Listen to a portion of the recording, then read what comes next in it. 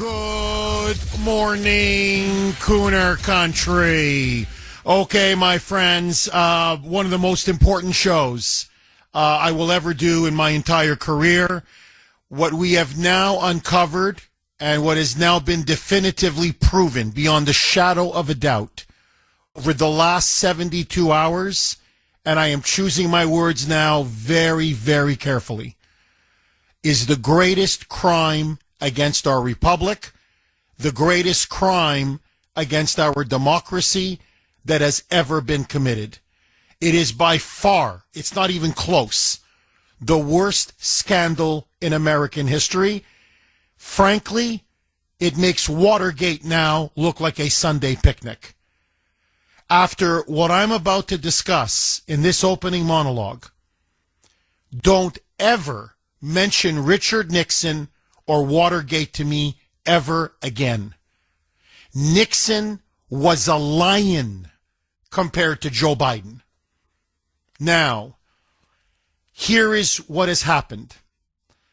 On Friday, in fact, Friday evening, Axios released clips of audio tapes that the Biden Justice Department, if you remember, refused to release. Biden invoked executive privilege, and now we know why. It was his infamous interview with special counsel Robert Hur in 2023. Remember now, not 2024, but 2023. And what it shows, beyond a shadow of a doubt, and what the Hur tapes now prove, is that Joe Biden was crippled with dementia, suffered severe mental incapacity. He was mentally disintegrating. To put it bluntly, he was a mental vegetable. Now, I know many of you are going to be saying, Jeff, but we knew that already. You kept saying it for 4 years. We, the great audience of Kuhner country, we said it for 4 years. True. But when you hear the actual tapes, it's one thing to know it. It's one thing to see it. To see Joe Biden stumbling on stage, falling on stage, constantly being lost, again, as president, needing to be directed off stage, shaking hands with air, reading a teleprompter to the point where he's like, pause, okay, repeat for effect. When you see a man who clearly is not in full possession of his cognitive abilities, is one thing. But to listen to him now in an interview, he couldn't remember the date his son died. He couldn't remember when he was vice president of the United States. He couldn't remember when Donald Trump was elected in his first term. When asked a question, he literally just rambles and rambles and rambles and starts talking about, I swear to you, archery in Mongolia.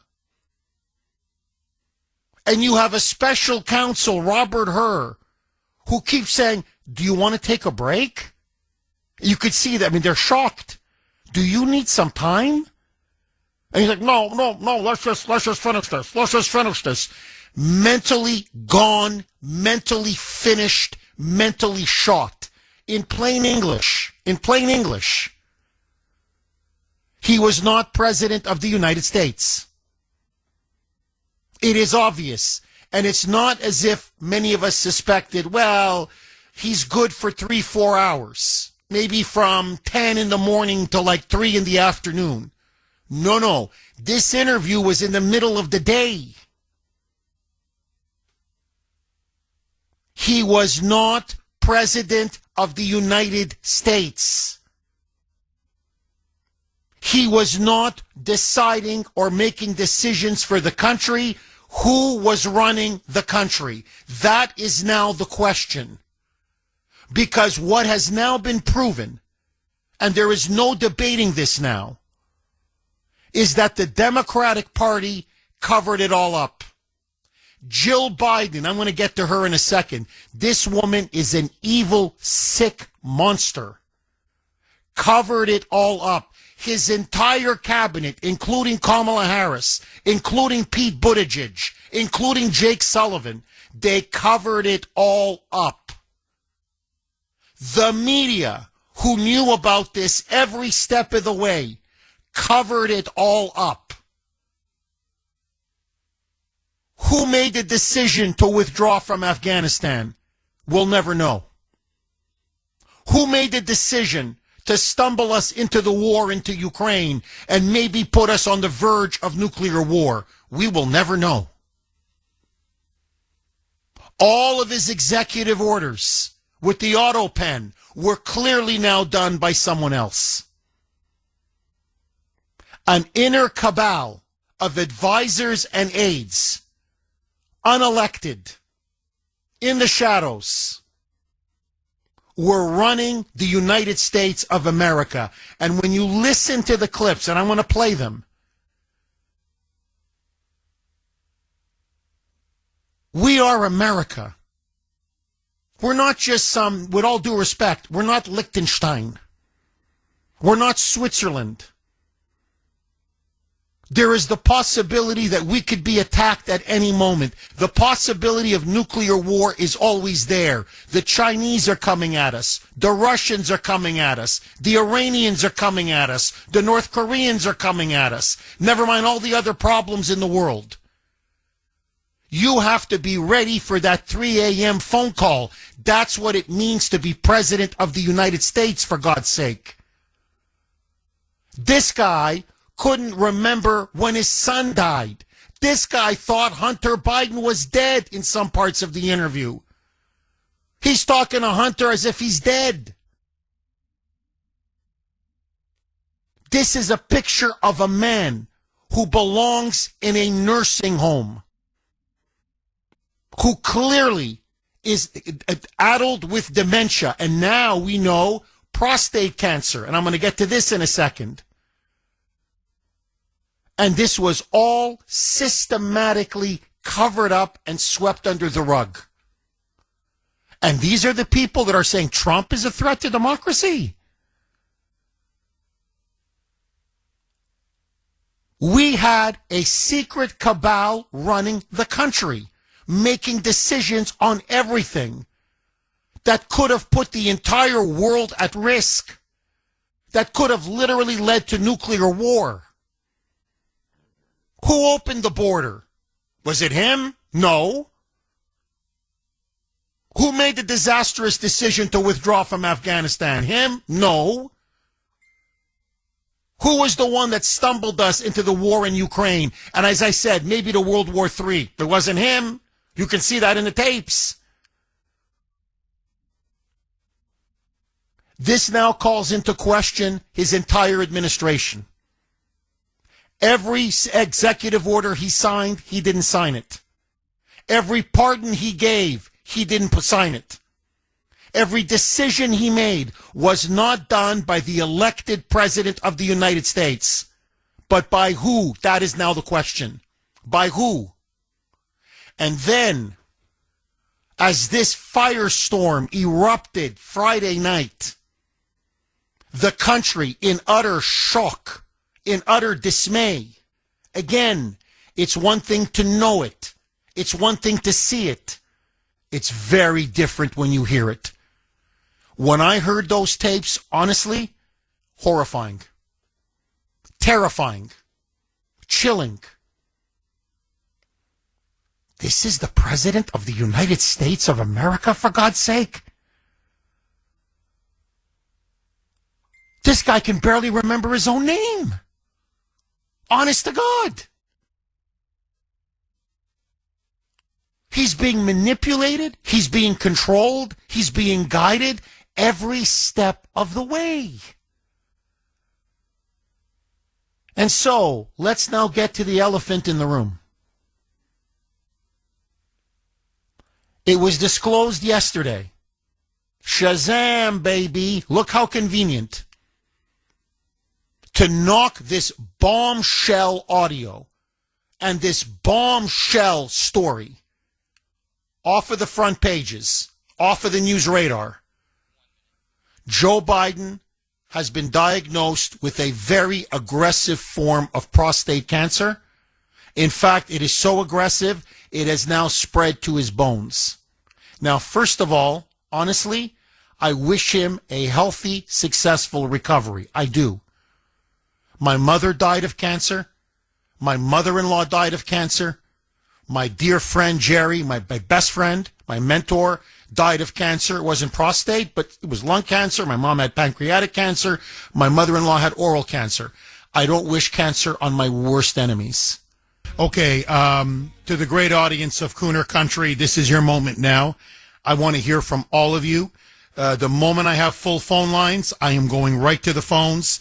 617-266-6868. Let me just say a few more words about Biden's prostate cancer, and then I want to go to the phone lines.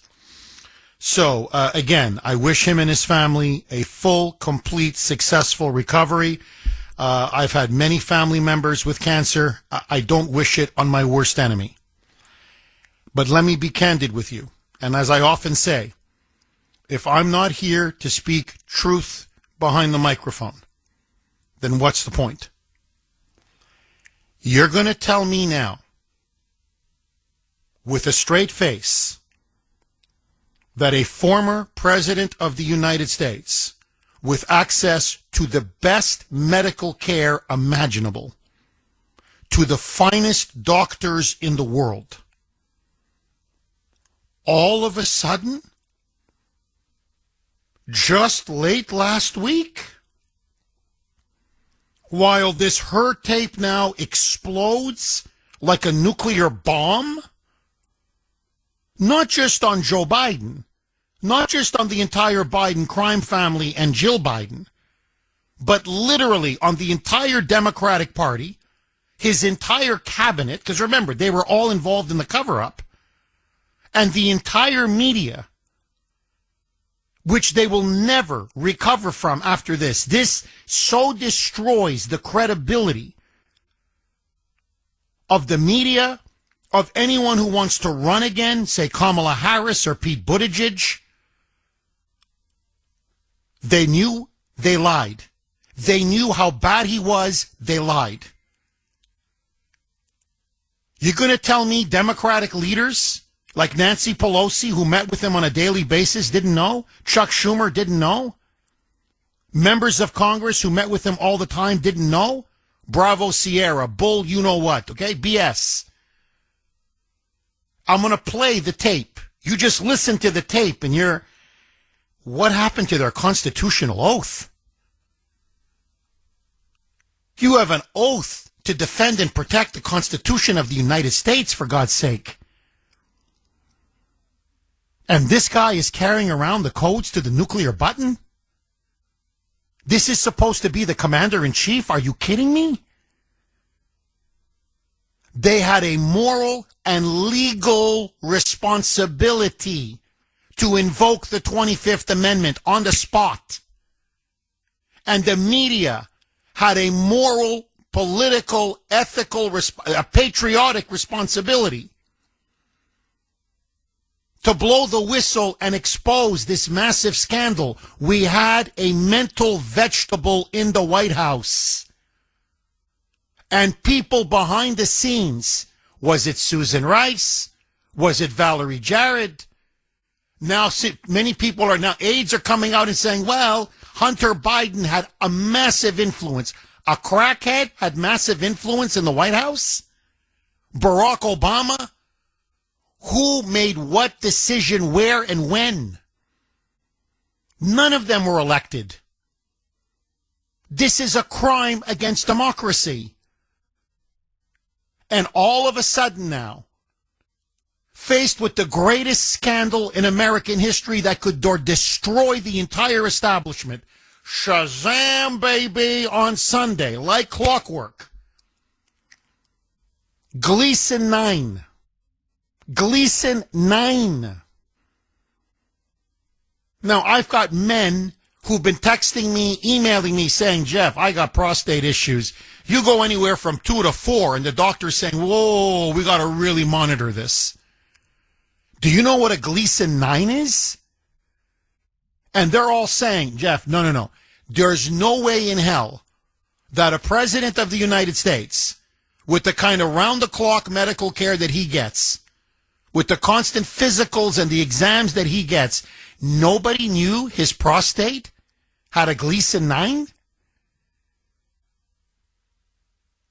And that now they found a nodule, apparently, and that it's a very aggressive form of cancer, basically stage 4, and it's now spread to his bones, and they just found that out now? Impossible. It's impossible. They're cynically using this now. They knew a while ago. Now they just conveniently released the information to take the her tapes off of the news cycle. Now, I've got to say 2 more things, and then that's it. I want to go to the phone lines. 617-266-6868. Just, what was it? Don't quote me. Either a week ago, 10 days ago, whatever it was. Jill Biden. And she is an evil, disgusting woman. I don't know how more evil you can get than this woman. Dragged Joe Biden on The View. And it was Biden's worst performance ever. He was lost. He was foggy. He made no sense. He completely rambled. She had to interfere, cut him off, answer questions for him. Basically, she made a fool out of the guy. And the idiots on The View, yeah, Joey, you should have won. We would have voted for you again. He had prostate cancer.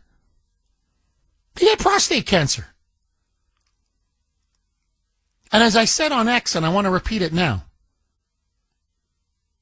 this woman who knew that her husband was suffering from dementia, full-blown dementia, and now aggressive prostate cancer,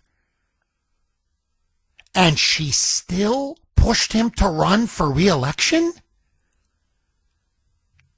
You are sick. You are sick, man. You are sick. You and that whole family. Hunter and Jimmy and Frankie. You want to talk about a family corrupted by power and money and greed and corruption. I mean, seriously. Ay, ay, ay. Let me make a second and final point. For years, they knew that Joe Biden was physically not well. Biden himself occasionally went on about, remember he kept saying he had cancer? And everybody said, where did that come from? A speech in 2022, he just babbled and said, I have cancer. And he looked around the room. And everyone was like, what? We laughed at him. He may have been telling the truth. I think it's clear now that he was battling cancer much longer than just last week's diagnosis. 617-266-6868 is the number. Okay, let me ask all of you, okay, right out of the gate. Do you think that that the Biden family announced that he had a very aggressive prostate cancer to deflect from the Robert Hur tapes? I think it's clear they knew about the prostate cancer a long time. I don't believe they just found out about it, a couple days ago, late last week. So the question is, why did they announce it yesterday? I believe it was to deflect from the Hur tapes, but that's me. I want to hear from you. 617-266-6868. Lines are jammed. Andrea in Weymouth. Thanks for holding, Andrea, and welcome. Good morning, Jeff. Of course I believe it, but here's why I called. You said a lot in the beginning about the access that he had. I'm a retired nurse. I can tell your audience, especially the Bills in Sudbury, that the younger a man is when diagnosed with prostate cancer, the more aggressive it is. I had an 85-year-old patient once, and he was dying of metastatic prostate cancer. And in the course of my doing his intake for his admission, he said to me he had been diagnosed 20 years before. He was in his 80s, and he said to me, they told me I'd die of something else. Okay? My husband, just a blue-collar worker, had an elevated PSA, not even very much. 2016, I got him in to see one of the top urologists for prostate cancer in the city of Boston. Ever since then, okay, they did a biopsy on him. He had an MRI of that area. Ever since then, he's just a guy. He's not notable to anybody but his family. Twice a year, he gets PSAs done. Twice a year, he gets an exam. And recently, he just had another scan done, just to make sure that he's clear. There is no way that everybody involved in his care, and by the way, I forget who his doctor was, but the doctor who used to go and submit his report and say that Biden was healthy, he should have his license to practice medicine revoked because he's incompetent if that's what he said. So anybody who thinks that the President of the United States or a senator for 50 years who has access to Walter Reed and is always getting exams was not having prostate exams done because he's a guy, was not having them done, is out of their mind, like Bill in Sudbury is, who's probably going to call and look for an excuse for it. That's all I had to say, Jeff. Oh, Andrea, you're dead on. You're absolutely dead on every single point. And thank you very, very much for that call. I don't believe it. All right, come on. And think about it. On the heels, of the Hurt tapes, and what do the Hurt tapes show? That the entire Biden presidency was a lie. That all the Bidens did was lie to us. All his handlers did was lie to us. They lied about everything. And remember, they destroyed Robert Hur. The Democrats, the media, they trashed him just for simply saying at the end, if you remember his conclusion, I don't think he could be convicted in a trial by a jury because he'll come across as a sympathetic elderly man with memory problems. Are you kidding me? You listen to this tape and you're like, Hur was being way too nice, way too respectful and deferential to the president. He doesn't have quote unquote memory problems. The guy was mentally gone. Here, just an example. Hur asks him, right? Remember, it's about the classified documents. Okay, the classified documents that they found in his garage, in his home, at the Penn Biden Center, that he wasn't supposed to have. He was not authorized to have. So Hur comes in with a softball question, saying, so tell me, how did you get these documents? Why did you store them, and where do you store them? Listen to this. Roll cut one, a mic. So during this time, we were living in Chambers Road, and there were documents related to the Penn Biden Center or the Biden or the cancer moonshot or your book. Where did you keep papers that related to those things that you were actively working on? Well, I don't know. You don't know where you kept your papers? And by the way, the description is that he was looking around the room like he's just lost. Like, I don't know. I don't know. Now, it gets even more chilling. Okay? It gets even more chilling. Remember that Joe Biden, his handlers, made a big deal. They really vilified Robert Hur. How dare he bring up Bo, my dead son? How dare he? And, of course, the Bills in Sudbury and all the morons were like, oh, Hur's disgusting. He went after his son. The only person that mentioned Bo was Biden. But this is the scary part. Now, I want you to listen to this cut. Remember, Bo died in May of 2015 from brain cancer. In 2015. Listen now to this. Now, all he's asked, remember, he's just asked, where do you keep your papers? You wanted to write a book, so where do you keep your papers? That's the question. First, he doesn't know. Then, listen now to this. Roll cut 1A, Mike. This is what, 2017, 18, that area? Yes, sir. Remember, in this time frame, my son is either been deployed or is dying. And so it was, and by the way, there were still a lot of people at the time when I got out of the Senate that were encouraging me to run in this period, except the president. I'm not a mean thing to say, but he just thought that she had a better shot of winning the presidency than I did. Now, when his son was deployed or dying, he goes, so this is 2017, 2018. He goes, and that's when my son, i.e. Bo, was either deployed or dying. He died in 2015. Your son is still deployed or dying in 2017, 2018? You can't even remember when your son died? And then you catch the last bit. He goes, so then when I left the Senate, you were vice president under Obama. He forgot that he left the vice presidency. He's going on, and then and then when I left the Senate, but whoa, you left the Senate in 2008 when you became Obama's vice president from 2009 to 2017. He can't remember when he's vice president. He can't remember his son. He can't remember when his son died.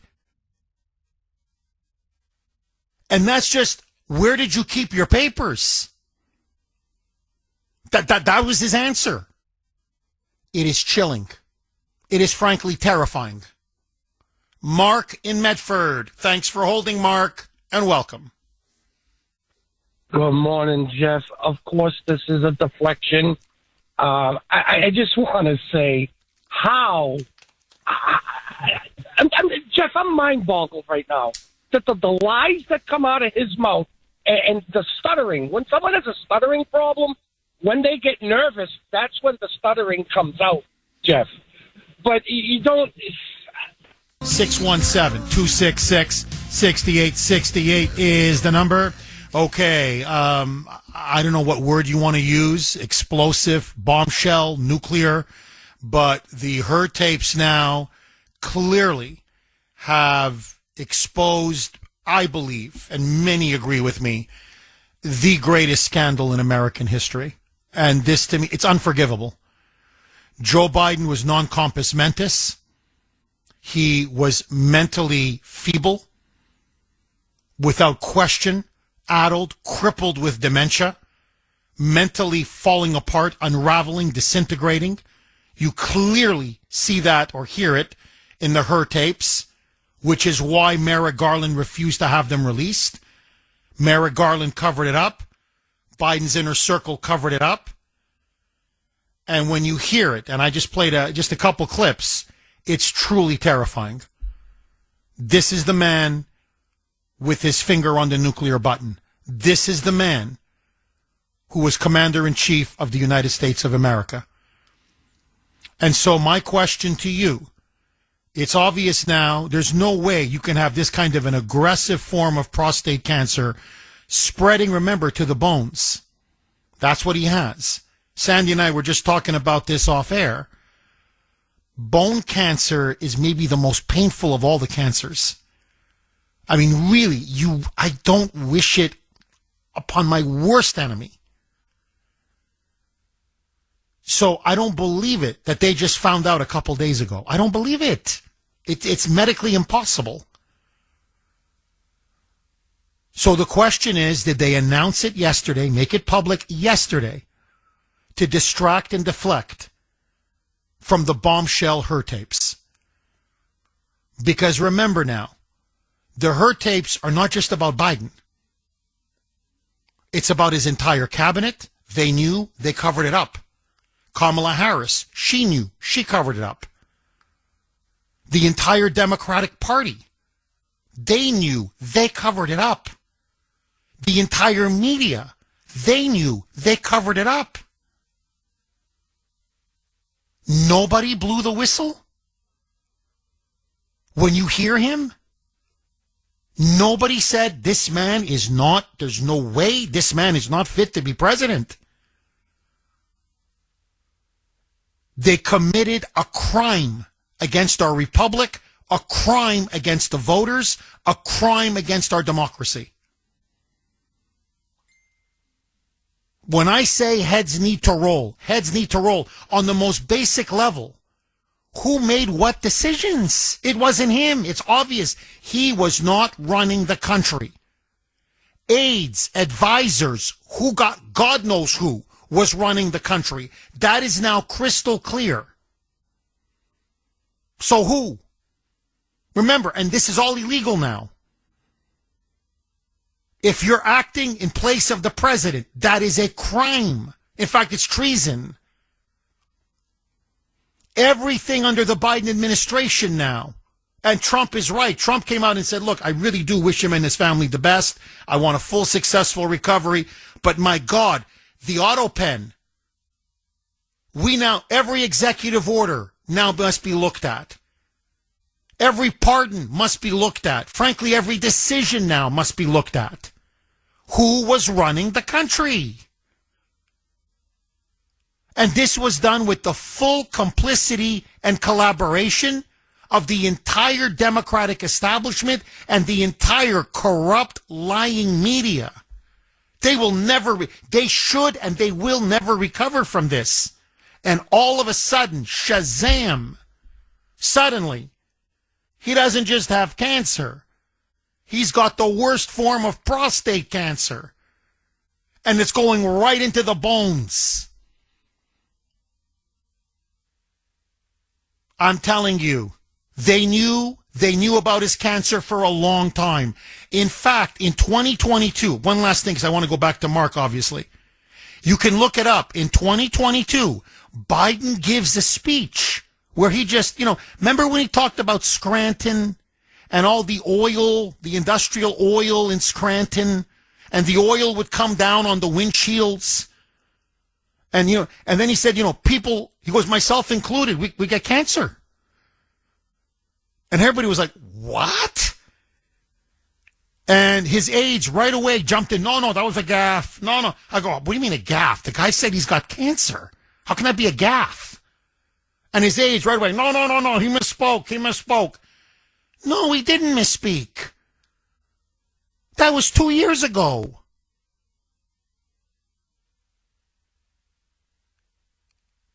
He had cancer. Jill knew it. His people knew it. They didn't give a damn. And I'm sorry, I've got to throw this out there. Was the plan the whole time? The whole time, was that the plan? Joe's got cancer. Just get him across the finish line, because Kamala can never win an election on her own. Just get him over the hump, damn it, by hook or by crook. And then the guy's going to croak. Or whatever, we'll release the diagnosis. Like they just did. And then Kamala becomes president of the United States. To me, it's clear that was the plan the whole time. Now, I can't stand Joe Biden. He's corrupt. He's nasty. I believe he's a traitor. Again, I don't wish him this on anybody. Never mind him. But this was elder abuse. This was elder abuse. I'm sorry, the man was a fool. I'm not saying this to be insulting. He was a mental vegetable. They just used him. They used him. And it's like taking his hand and, okay, you're going to sign this now, Joey. Okay, Joey. Thank you, Joey. Okay, you're going to do this, Joey. Okay, just read this, Joey. Stuff. All right, send him to bed. Shoot him up. Come on. Come on, let's go. We got to get him to sign here. Come on. He's got to do a public appearance. Come on. Jill, come on. Get his ass out of bed. She never loved her husband? Don't tell me she loved her husband. Honest to God, I wouldn't treat a dog the way she treated her husband. His degenerate son, his family, these people are scum. And the Democrats themselves, honest to God, disgusting. I mean, just disgusting. On so many levels, disgusting. What's the matter? You guys couldn't run an open primary? What, you guys that desperate clinging to power? You couldn't come out and say, he's not fit, I'm sorry, we're going to have an open primary. You guys couldn't do that? Because they so hated Trump. They so fear Trump.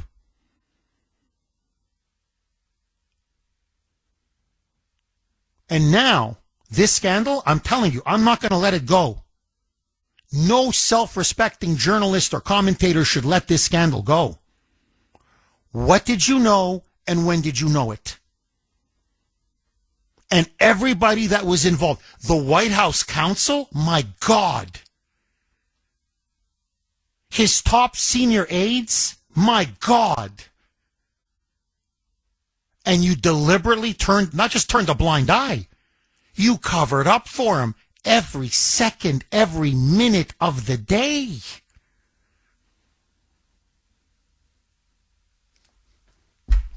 I don't know what to say anymore. Honestly, I don't know what to say anymore. 617-266-6868 is the number. Okay, let's go right back to Mark in Medford. Mark, you were on fire. You were as exasperated and in utter disbelief as I am, and I think, frankly, most of the country is. Please pick up where you left off. Jeff, I just want to say that they played this well. You got to give the Democrats credit where credit is due, okay? How long did they know he had cancer? How long did the media know he had cancer? When did they find out?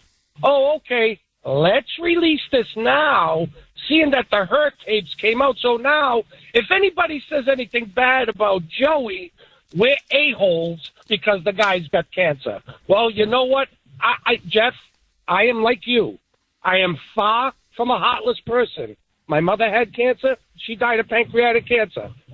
But, Jeff, I'm sorry, no free passes given here. No free passes. I give them credit, Jeff. They covered this one up as well. And when they don't want anything leaked, boy, Jeff, nothing gets leaked until they want it to get leaked when it benefits them. You're dead on. Brilliant. Honestly, Mark, brilliant. No, they run a tight ship. I agree with you, man. They run a very tight ship. Mark, thank you very, very much for that call. And you're right. It doesn't just distract and deflect from the Her tapes. Okay, really, the bombshell tapes. But now, it's like, what, you're going to attack a sick man? A man, almost dying of cancer? Or even if he's not dying, that kind of bone cancer, which is so painful. So they played this one very well. Now Biden's got the sympathy factor working for him. I mean, you can't get more cynical. You can't get more vile. You can't get more evil than this. Really, just when you thought they couldn't get any lower. It's just mind-boggling. 617-266-6868. Agree, disagree. Reese in Michigan. Is it Michigan? Reese in Michigan. Thanks for holding, Reese, and welcome. Hey, Jeff, I don't think that the Democrats played it well. I think they just played the final card they had left because the Bidens were broke. They were done. And Trump, I think he's strategically letting this news come out as he should because they were on their, on The View. Oh, we're going to go on this massive book tour. We're going to make $30 million, blah, blah, blah. A couple days later, Look at mashed potato brains and how he speaks on television. He can't even write a book. Like, people are going to see, if that's how he speaks, who wrote the book? There you go. The book tour is over with. They don't know what to do anymore. They're broke. So what's the one card they have left to play? Oh, he's had cancer. Let's get the sympathy on the board for him so people feel bad. But the problem is, every time the Democrats do this, it backfires on them. People will be like, oh, wow, he has cancer. Give it 5 seconds. They're going to be like, well, when did he know? So they're just going to go back and look into all the fraud and the lies. So they're just screwing themselves over, Jeff. I mean, everyone can see it. Everyone knows that this is all just BS. Interesting. And just like Cash Patel and Bongino coming out yesterday, you know, both saying that it's going to be a bad summer to be a bad guy, you know, and we've seen all the information that will be coming out. You know, they're scared. They're reaching for straws. Reese, I want to play a cut, and I want to get your reaction. So remember, Herr is now asking, he just asked a softball question. Where do you keep your papers? You said you wanted to write a book. Biden, you know, the Penn Biden Center. You've got your house. You've got other places where papers have been found. And he says, so where do you just normally keep your papers? And then he goes on about 2017, 2018. His son Bo is still alive. His son Bo is being deployed. Bo died in May 2015. Then he says he got out of the Senate, but he was vice president for 8 years, so he forgot he was vice president. So he's making a fool of himself. And then they literally, Herr has to stop him. I just want to play the cut and say, but no, Bo didn't die in 2017. Your son died in 2015. And Biden is staring into outer space. He's like, what? Yeah, what? He did? Yeah, what? Roll. I got to tell you, this one sent shivers down my spine. Roll cut 2, Mike. And so I hadn't at this point, even though I'm at Penn, I hadn't walked away from the idea that I might run for office again. So if I ran again, I'd be running for president. And so what was happening though, what month did Bo die? May 30th, 2018. 2015 he died. 2015. I think it's 2015. I'm not sure the months are, but I think it was. Yeah. That's right, Mr. President. And I mean, was it 2015 that he died? Was it really? What month? Really? Was it 2017? It was really? Was 2015? Yeah. I mean, Reese, come on, man. and he's not faking it. You can tell. I mean, it's obvious. He's gone. He's gone.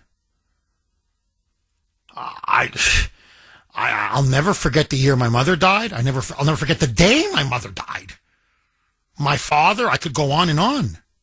Never mind, my God, if it's my son. And so, Reese, they covered it all up. And now you've got stories coming out, Axios and that fraud, that faker, Jake Tapper, who covered it up for Biden, now saying it was an original sin. My God, we shouldn't have done it. Well, you did it. Jake, you did it.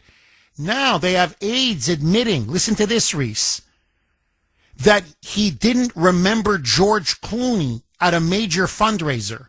Clooney was one of the big co-hosts of the fundraiser. Clooney and Biden went back decades together. And he meets him and he says, who are you? And Clooney, his mouth almost drops to the floor. He's like, what do you mean? I'm George Clooney. George.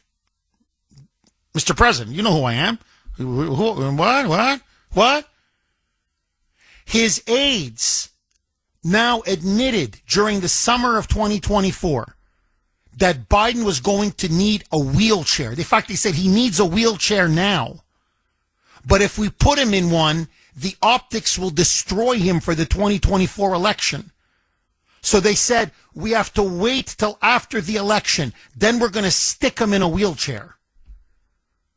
And the media knew about all of this. And they were going to foist him on the country for another term. Reese, Does Congress need to get involved? Do people need to be put under oath? Does the doctor, this Kevin O'Connor, this fraud, who came out and said that Biden was mentally sharp as a whip, that he was in top physical shape? Do you remember this? His own doctor kept saying I've never seen a man as healthy and fit as Joe Biden. And you had the media and the Dems, remember that? When we kept pointing out how demented and feeble Biden was, they called him cheap fakes. You remember that? They made fun of us. And they tried to shame us. Scarborough on Morning Joe. Nobody can keep up with Joe Biden. I can't keep up with him. Nobody can. Man, this guy's a force of nature. In your 70s, 60s, 50s, 40s, nobody can keep up with Joey. And it turns out they all knew he was a mental vegetable with prostate cancer who needed a freaking wheelchair because he couldn't move around anymore. And they all lie to their audience's face again and again and again. Reese, final word to you. I bet Joe really wishes that he kept his promise that he would cure cancer. That'll be my last word. Take care, Jeff. Take care. Thank you very much, Reese. You know, he was going to do it. Remember that? He should have done it. Eddie in Charlestown. Thanks for holding, Eddie, and welcome. Hi, Jeff. How are you? Very good. How are you, Eddie? Good. Thanks for taking my call. The American public knows it, but it just can't get through to some system here where, for years, Washington, D.C. have been lying to the people, probably at least back to the Kennedy assassination and maybe even the Lincoln assassination. But they've been lying to the public. They've been lying to the media, the politicians. The whole system is bad. And the word that I just realized, the whole system needs to be 86th. So I think what has to happen here is, I think whoever the Democrats, especially the Democrats, how can their credibility is gone. How can they even face the public and say they were part of that party when they did nothing but lie to the people? And shame on the people that want to put these people in office. It's unbelievable. That's all I have to say. Well, Eddie, look, this is what's remarkable. Instead of coming out and saying, we were wrong, in other words, contrition, mea culpa, look, we were wrong, and we're going to fix things, and this is never going to happen again. No. Now they're coming out, because the hurt tapes are so damning. They can't spin the hurt tapes. They just can't. Okay? They had a vegetable in the White House. They know it. So now the shtick is they're trying to blame, quote unquote, AIDS, but they never give a name. So they go, well, his AIDS hid it from us. We didn't know. We'd see him at a fundraiser or at an event. We'd shake his hand. He looked fine to us, but that was just 30 seconds.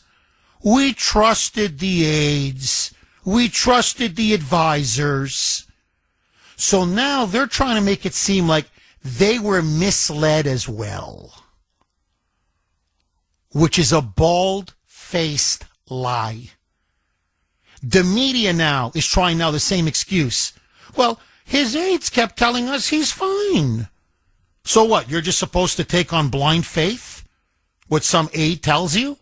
Like what? You can't use your eyes when you see him at an event? Your ears when you hear him mumble and stumble and barely get through a speech? So all the interviews you gave to him, all the times you corrected him, edited for him, gave him the questions ahead of time, all the times you helped protect and cover up for him, suddenly now we're supposed to pretend that never happened? Eddie, heads need to roll. I mean, I cannot tell you. This should permanently discredit anybody that was involved in the White House, every member of the media that covered up for Joe Biden, which means essentially CNN, MSNBC, New York Times, Washington Post. I mean, basically the entire media. Now you know why they had to play the cancer card. 617-266-6868 is the number. You can also text us 70470, 70470. This is from 603. Jeff, the timing of the release on Biden's prostate cancer is the dead giveaway here.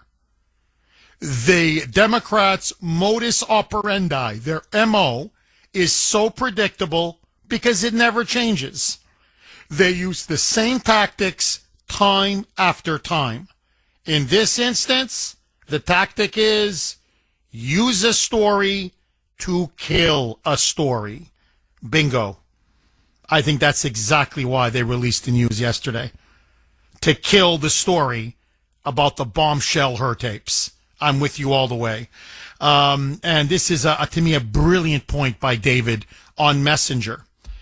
Jeff, if this is true, that Biden has aggressive prostate cancer, what kind of doctors did he have when he had a clean bill of health just last February? That's why I don't believe him. You're dead on, David. I don't believe him. They lied about everything. They lied about his mental decline. They lied about his cancer. They knew that he had it a while back. They've lied about everything regarding this man and his presidency. Everything.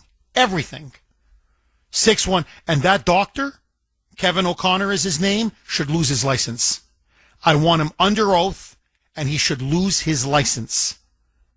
I mean, this is deliberate manipulation and the deliberate deception and misleading of the American public. Agree, disagree, 617-266-6868. Jerry on Cape Cod. Thanks for holding, Jerry, and welcome. Jeff, good morning. Hi, Jerry. Jeff, this is about three things, and if you'll indulge me. Do you remember last week? You'll have to excuse me. My allergies are killing me. Remember last week when President Trump went on Truth Social and he was ranting and raving about the auto pen? Yes. And then, golly gee, James Comer yesterday or 2 days ago came out and said that they have all the information on who had custody of the auto pen. So that's about to drop. And then two other things, Jeff. The January 5th pipe bombings of the RNC and DNC, they're covering up something there because that's about to drop also. And then Dan Bongino and Kash Patel said they have all the information on both operations, Crossfire Hurricane and Russiagate. They said they have everything, and they're going to release it. It's going to take them 2 weeks. So that's what they're worried about. Jeff, a lot of people, if this is all true, a lot of people are going to go to jail. A lot of people are going to go to jail.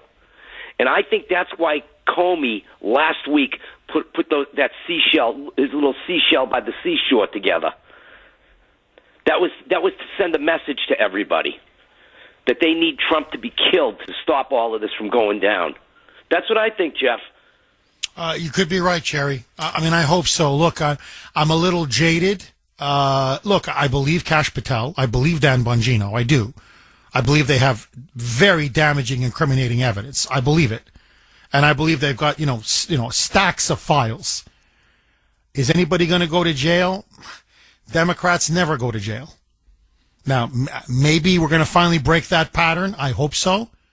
But honestly, I'm at this point, Jerry, I'll only believe it when I see it. I'll believe it when I see it. So from your lips to God's ears. Jerry, thank you very, very much for that call. But look, I don't want to get lost in the weeds. These are very important stories. Please don't get me wrong. But Russiagate, Crossfire Hurricane, yes, there were attempted coups on a president of the United States. It's atrocious. But what they did with Biden, I guess you want to call it Bidengate. Bidengate was even worse. Because they took someone that was clearly mentally unfit, addled with dementia, cannot finish a sentence, can barely remember his own name. Now we know even sick with cancer for at least a good part of his presidency. And they deliberately misled the American public and covered it up. So it was an unelected shadow cabal of aides and advisors that were making fundamental decisions on the direction and destiny of the United States. Decisions, just to remind everybody, that led to 13 Marines dead in Afghanistan. That led to a slaughter in that country once the Taliban took over. Decisions that took us to the brink of war between Russia and Ukraine. Hundreds and hundreds and hundreds of thousands dead. That opened up our border to an unprecedented border invasion. How many Americans killed here? And I'm just scratching the surface. And we had a president who was non-compos mentis. And the media protected them, shielded them like the Praetorian Guard. They protected him. Remember, you weren't even allowed to ask questions. You were denounced. You were demonized. You were vilified. And now we know why. Because they were protecting the greatest scandal in the history of the United States. And so now they need a distraction. And the distraction is Joe Biden has prostate cancer. And even that, they covered up. Because he's had it for a long time. No one's going to tell me you get a clean bill of health 3 months ago, and then all of a sudden, you've got the most aggressive form of prostate cancer and it's spreading to your bones? That's impossible. It's impossible. It is medically impossible. So we're being lied to and played again. Agree, disagree. Bob in Plymouth. Thanks for holding, Bob, and welcome. Yeah, thanks for taking my call. My pleasure, Bob. You know, I have a little bit different twist on this whole announcement yesterday. And my feelings, I can't even say on the air, but my first thought was about the people whose children have been raped and murdered. Okay, so I think there's no question that they're trying to deflect from the bombshell her tapes. I think they knew. I think they knew for months. I think there's no question that they knew for, if not months, if not years, that Biden clearly had prostate cancer, an aggressive form of prostate cancer, and now they feel it's time to play that card. Now, to show you again how bad it is. So he can't remember when his own son died. He can't remember when he was vice president of the United States. Listen now. This is again Biden being interviewed by Robert Hur about misplacing classified documents. He now can't remember when Donald Trump got elected in his first term. November 2016. Duh. Listen to this. Roll cut 3, a mic. What's happened in the meantime is that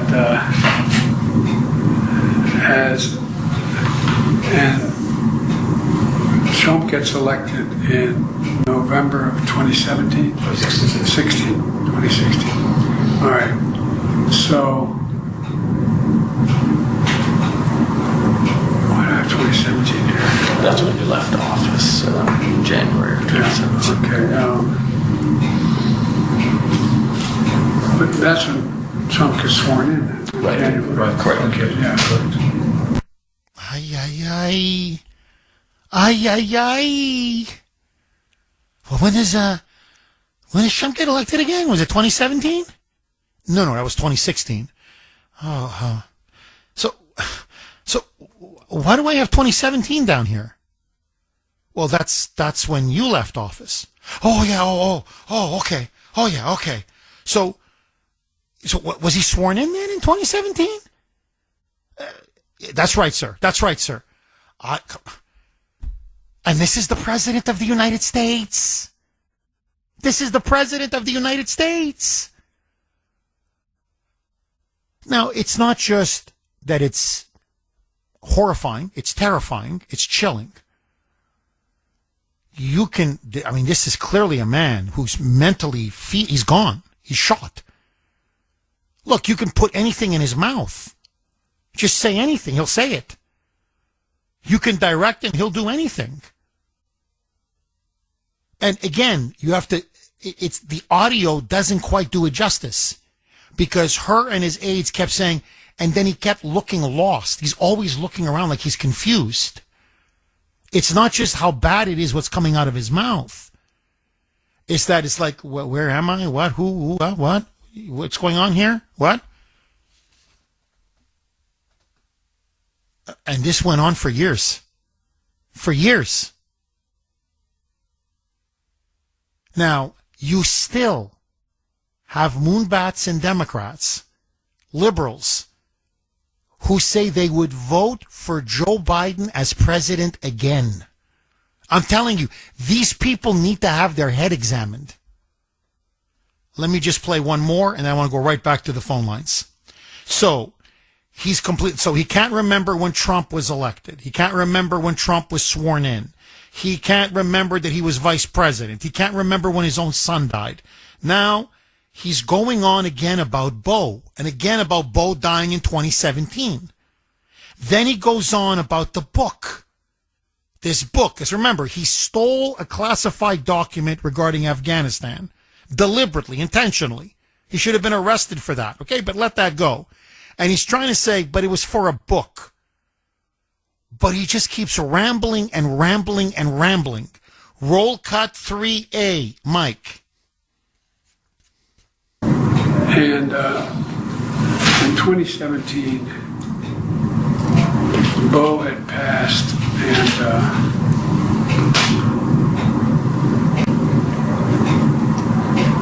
this is personal. The genesis of the book and the title, Promise Me Dad, was I know you're all close with your sons and daughters, but Bo was like my right arm, and that was my left. These guys were a year and a day apart, and they could finish each other's sentences.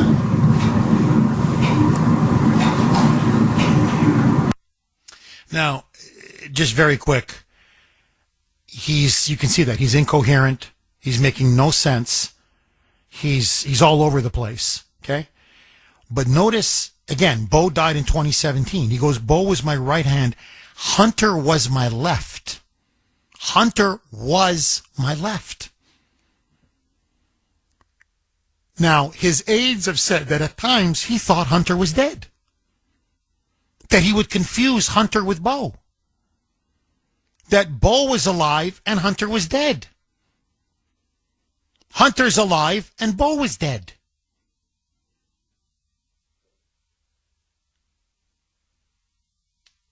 I'm sorry, I don't know what else to tell you. Now, I want to ask all of you, okay? Just in all seriousness.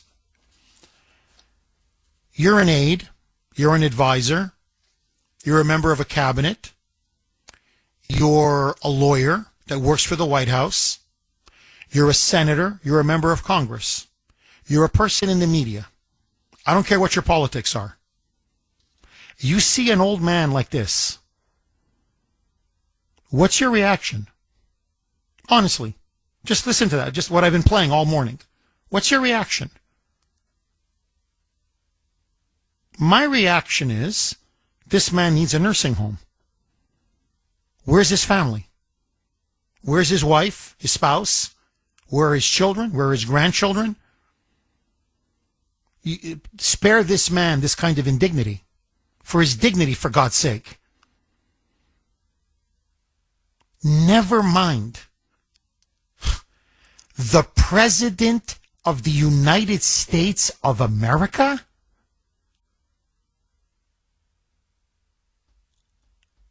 I'm running right to the cameras. I'm coming out and saying, listen, I was just in a meeting with Joe Biden, and I'm telling you that this guy is seriously mentally deficient. This guy, he is a vegetable. He is in serious mental decline. He is addled with dementia. I think he's got serious physical problems as well. He is not fit, nowhere near fit to be president of the United States. He's not the president. He's not running the country. Other people, God knows who, are running the country.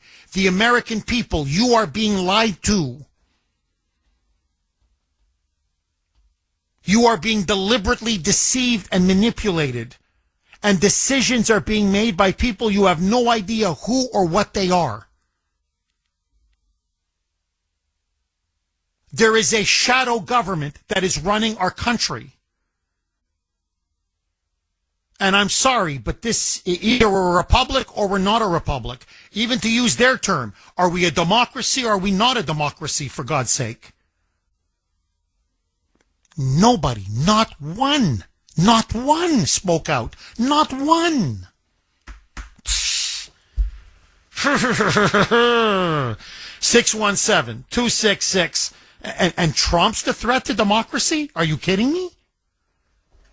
Rick in Weston. Thanks for holding, Rick, and welcome. Morning, Jeff. Hi, Rick. How you doing? Good. How are you? Better than the president. Well, I think at this point, almost everybody's better than the president. I think it's been a scam since the 2020 stealing of the election. I think every Republican and 80% of America knows they robbed the country blind with NGOs. And in yesterday's tapes, we read that before. I mean, they put it out in print. But in one section, they asked Biden about something, and he says, it says 2017 here. So he's obviously reading from a script. This is a big scam. Okay, let's go right back to Rick in Weston. Rick, you were saying that something is very fishy about all of this, that Biden goes on about 2017. Obviously, something was written down for him. The whole thing was scripted in this interview with Robert Hur. And please pick up where you left off, Rick. Yeah, I think it was all scripted, and I think that it's a giant scam, and I think the cancer is a scam.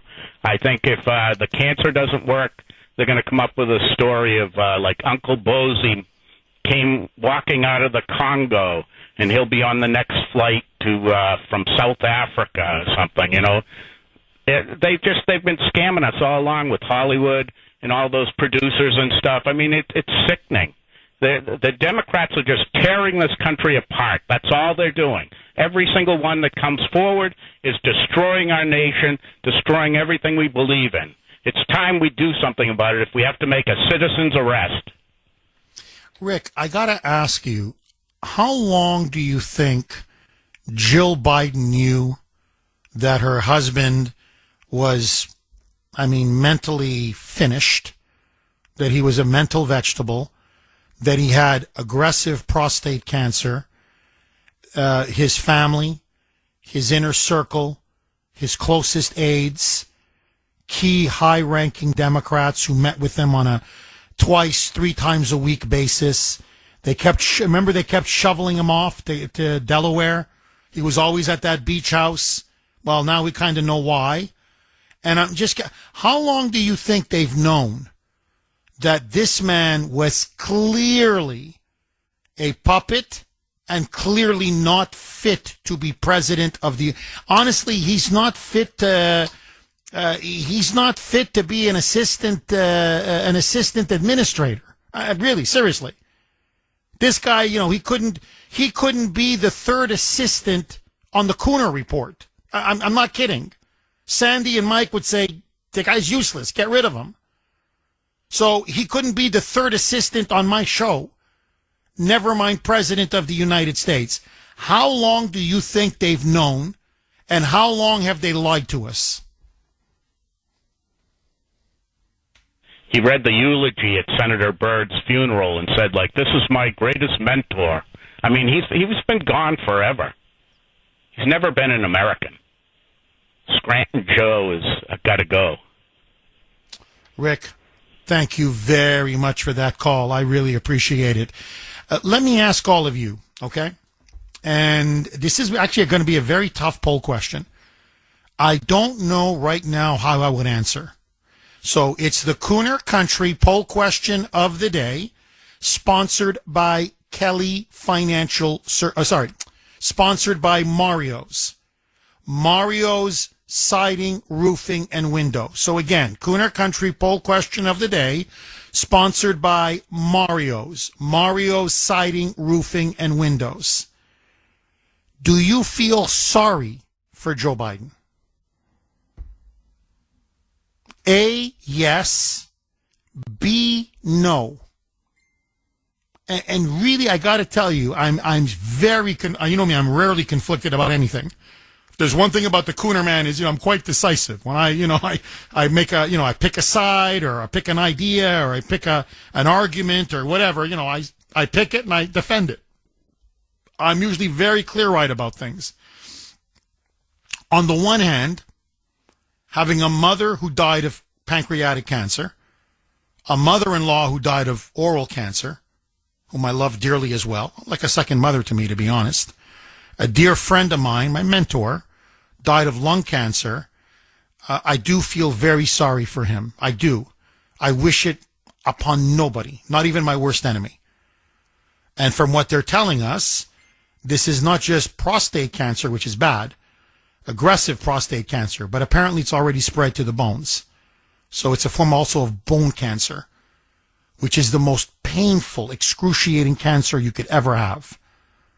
So I do feel sorry for him. I do. To go through that kind of pain. It's going to be torture. It's agony. On the other hand, I'm going to be honest with you. He was a serial liar. He's a criminal. He's a crook. He's a traitor. And I have to say this. Not many, but some of the J6ers had cancer. He showed no mercy to them. Merrick Garland, they had cancer, no medications, no treatment. They threw them in solitary confinement. So when it came to his political enemies, who he destroyed, he never gave a damn if they had cancer. He never showed any leniency whatsoever, any compassion whatsoever. So there is a part of me that says, as they say, karma's a bee. What comes around goes around. So anyway, I want to hear from you. Do you feel sorry that Joe Biden has cancer? A, yes. B, no. I want to hear from you. You can vote on our webpage, wrko.com/Kuhner, wrko.com/Kuhner, KUHN is in national ER. You can also vote via X. Again, I was just all over this Joe Biden story yesterday on X. You can follow me there. You can vote there right now. My tag is my handle, all one word, at the Kuhner Report, all one word, at the Kuhner Report, KUHN is in national ER. Rafik in Georgia. Thanks for holding, Rafik, and as always, welcome. Good morning, Jeff. Hi, Second time caller. Welcome. Thank you. A few things. To answer your question, yes, I do feel bad for Joe Biden, not particularly for himself, but in general, this is what my faith tells me. So regardless of somebody's past and sins, this man is going to be suffering if it is true.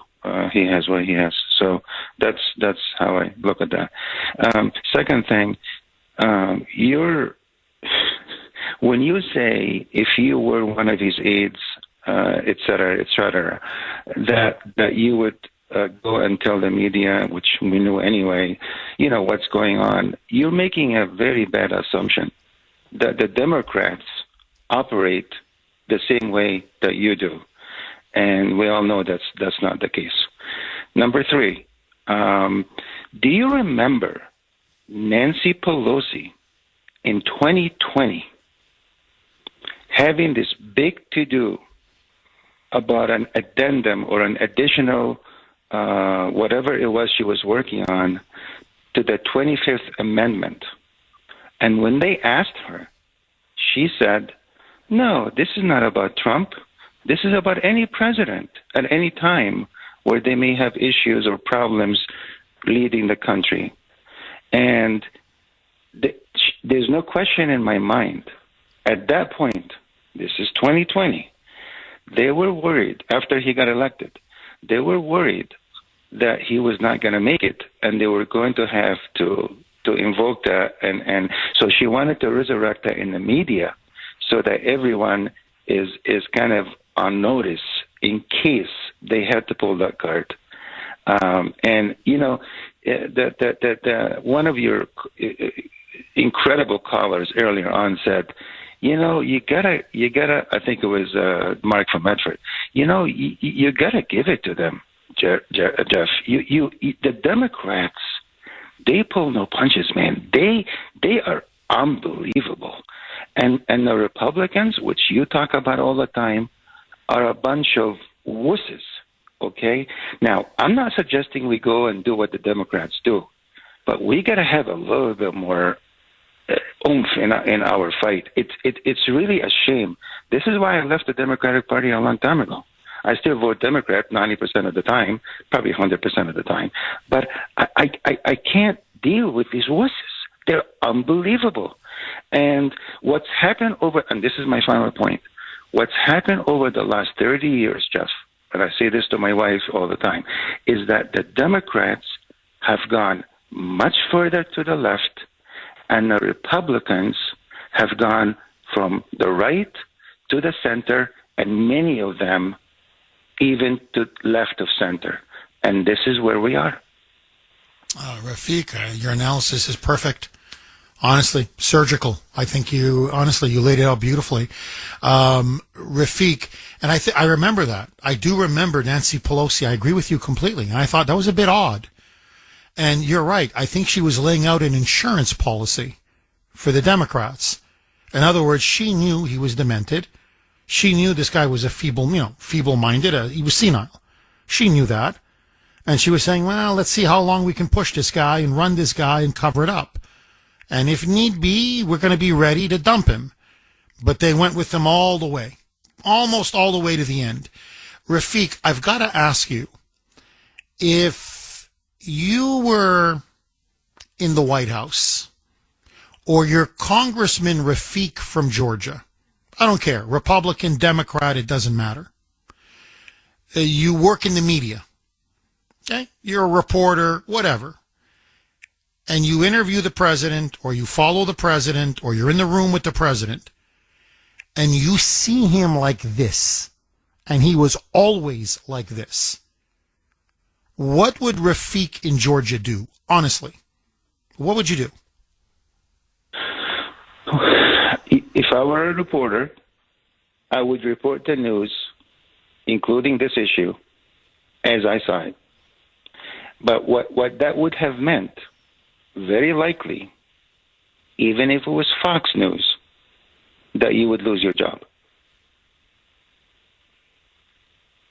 So, like I said earlier, Jeff,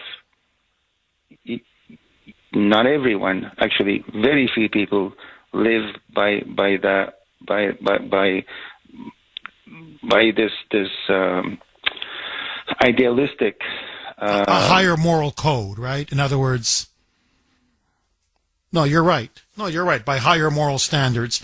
Rafiq, why do you think, and I agree with you, I completely agree with you, why would Fox News fire you? I mean, in theory, they're supposed to be, right, the opposition media, a conservative news network. Why would Fox News, and I agree with you, I think they would have, why would Fox News fire Rafiq? Rafiq, their White House correspondent, who says, look, you're on with Brett Baer. I'm just going to make him up, whatever. And you say, he's gone. Brett, let me tell you, I was at a meeting with him. He thinks Bo died in 2017. He can't even remember when Donald Trump was elected. He thinks Hunter is dead. Sometimes he's alive, sometimes he's dead. He can't remember when he was vice president. Brett, I'm sorry. The president of the United States is senile and addled with dementia and is not mentally fit to be president of the United States. I've seen it with my own eyes. Here is the tape. I can play to you what he said. And Fox News would say, Rafiq, this is your last broadcast, your last day on the air. Don't even pick up your stuff in the office. We're going to box it and send it home. Why? Why would Fox News fire you? I'll answer, and I will explain it in very brief terms. Tucker Carlson. Look what happened to him. So the broad answer is basically, look who owns and controls Fox. That's it. It's that simple. I do want to say one thing, Jeff, if I may. Yes, and it's very simple. It really is very simple. I didn't even intend for this call to be this long, and I appreciate your time.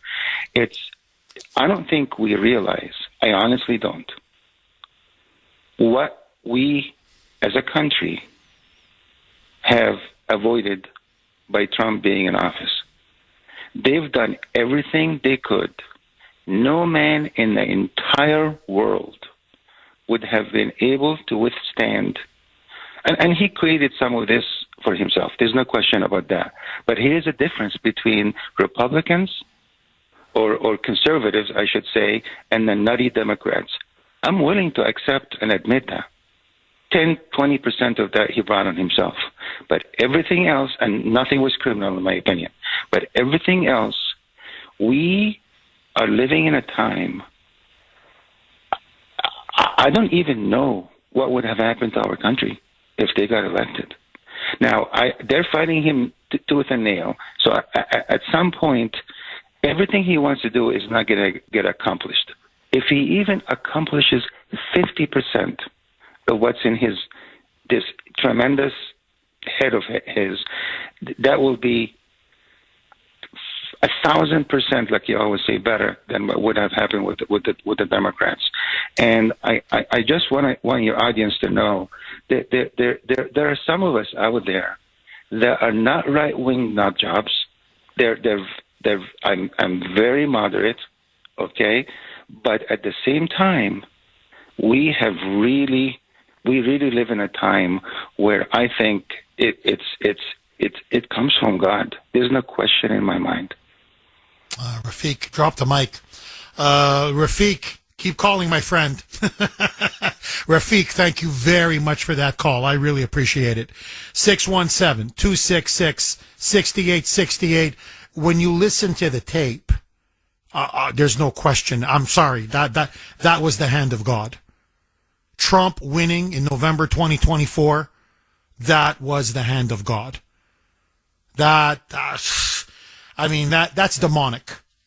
What Joe Biden was doing, what the people around him, what the Democrats were doing to our country, that was diabolical. Here, look, let me just play one more clip. So he's now rambling. Now, again, he keeps going on how he just got out of the Senate. Remember, now this is 2023. So he's going on about, well, this is 2017, 2018. He goes, I just got out of the Senate. And they're like, well, no, you were just vice president for 8 years. You got out of the Senate in 2008, 2009. And again, about Bo. Going on about Bo. Roll cut 3B, Mike. Bo, I used to go home on the train in the period that I was still in the Senate. Anyway, just remember.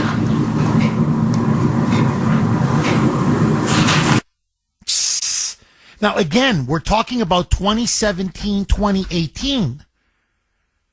So he's going on still about Bo. Bo's been dead for years. He hasn't been in the Senate in, 10 years?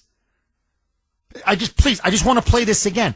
So can you imagine, like, you're the special counsel and his aides, that's why they're looking stunned. And he's like, yeah, so 2017, 2018, I'm going home on the train, and, there's Bo, and I'm thinking about Bo, but Bo's dead. Like, yeah, and, I was just in the Senate, and, like, what do you mean in the Senate? You've been vice president for 8 years. And now you haven't been vice president for like a year or two. It's been 10 years since you've been in the Senate. And he's lost. He's gone. And he pauses. He can't remember. Huge memory lapses. He's got no timeline. He can't. The guy could barely. I'm telling you, could barely remember his name. Roll cut. Play it again, Mike. 3B, Mike. Bo, I used to go home on the train in the period that I was still in the Senate. Anyway, just remember. He's finished. I'm telling you, he's mentally, like, he's finished. He's disintegrating. He can't finish his thought. So, last cut, then I want to go to the phone lines. Then he goes on about he and Bo were so close. Now, again, what does this have to do with the fact that you had classified documents in your home, in your garage? Which was the first question that her asked. This is minutes and minutes ago. Roll cut 3C, Mike. There was not pressure. Bo knew how much I adored him.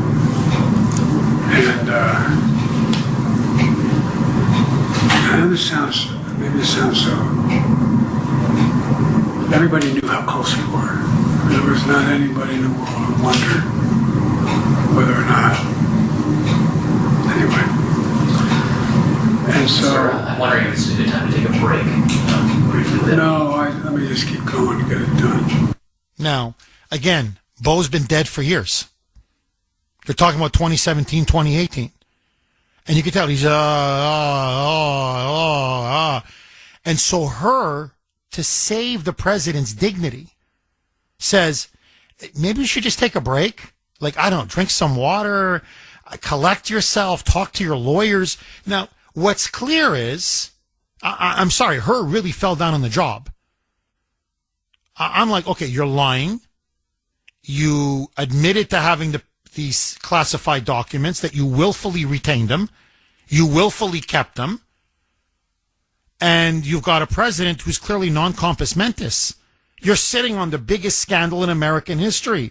Her should have blown this thing wide open. Instead, he kept quiet about it. And he's trying to coddle him and protect him and shield him. And then says, well, maybe we should just take a break.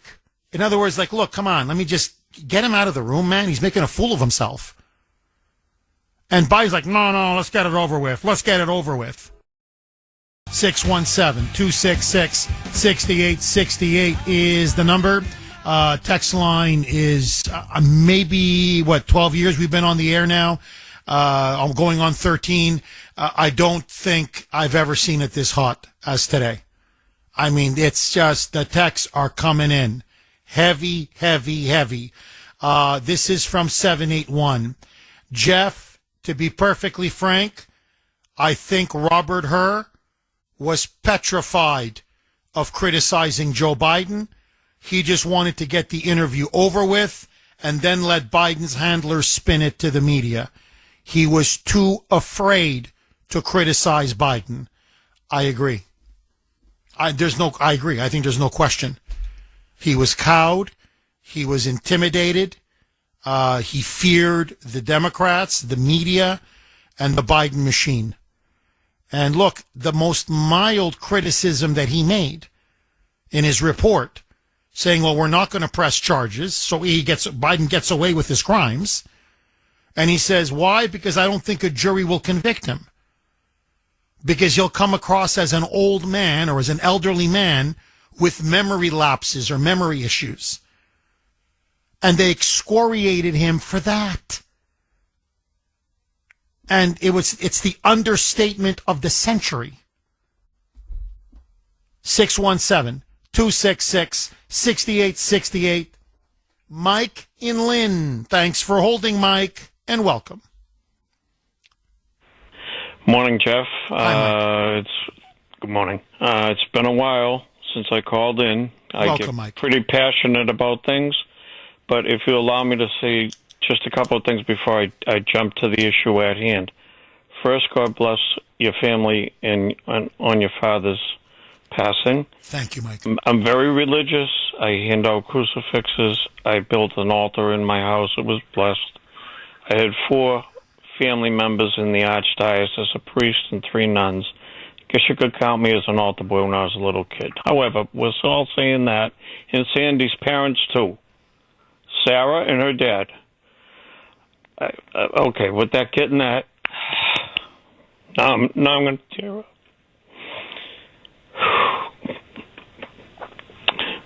I'm sorry, Jeff. Sorry, I'm okay. I run long days with no sleep due to an anxiety disorder from an operation. I have the agoraphobia symptoms from an operation, botched, but that was in the 70s. However, Joe Biden and the Democratic Party were absolutely, and those that are still alive, are disgusting and a threat to all of us as true Americans and patriots. And my religion and my heart has the compassion for him as a man and what he's facing in his end days. He's going to make it. I have prostate cancer, and it's bad, real bad. And doctors are medical people.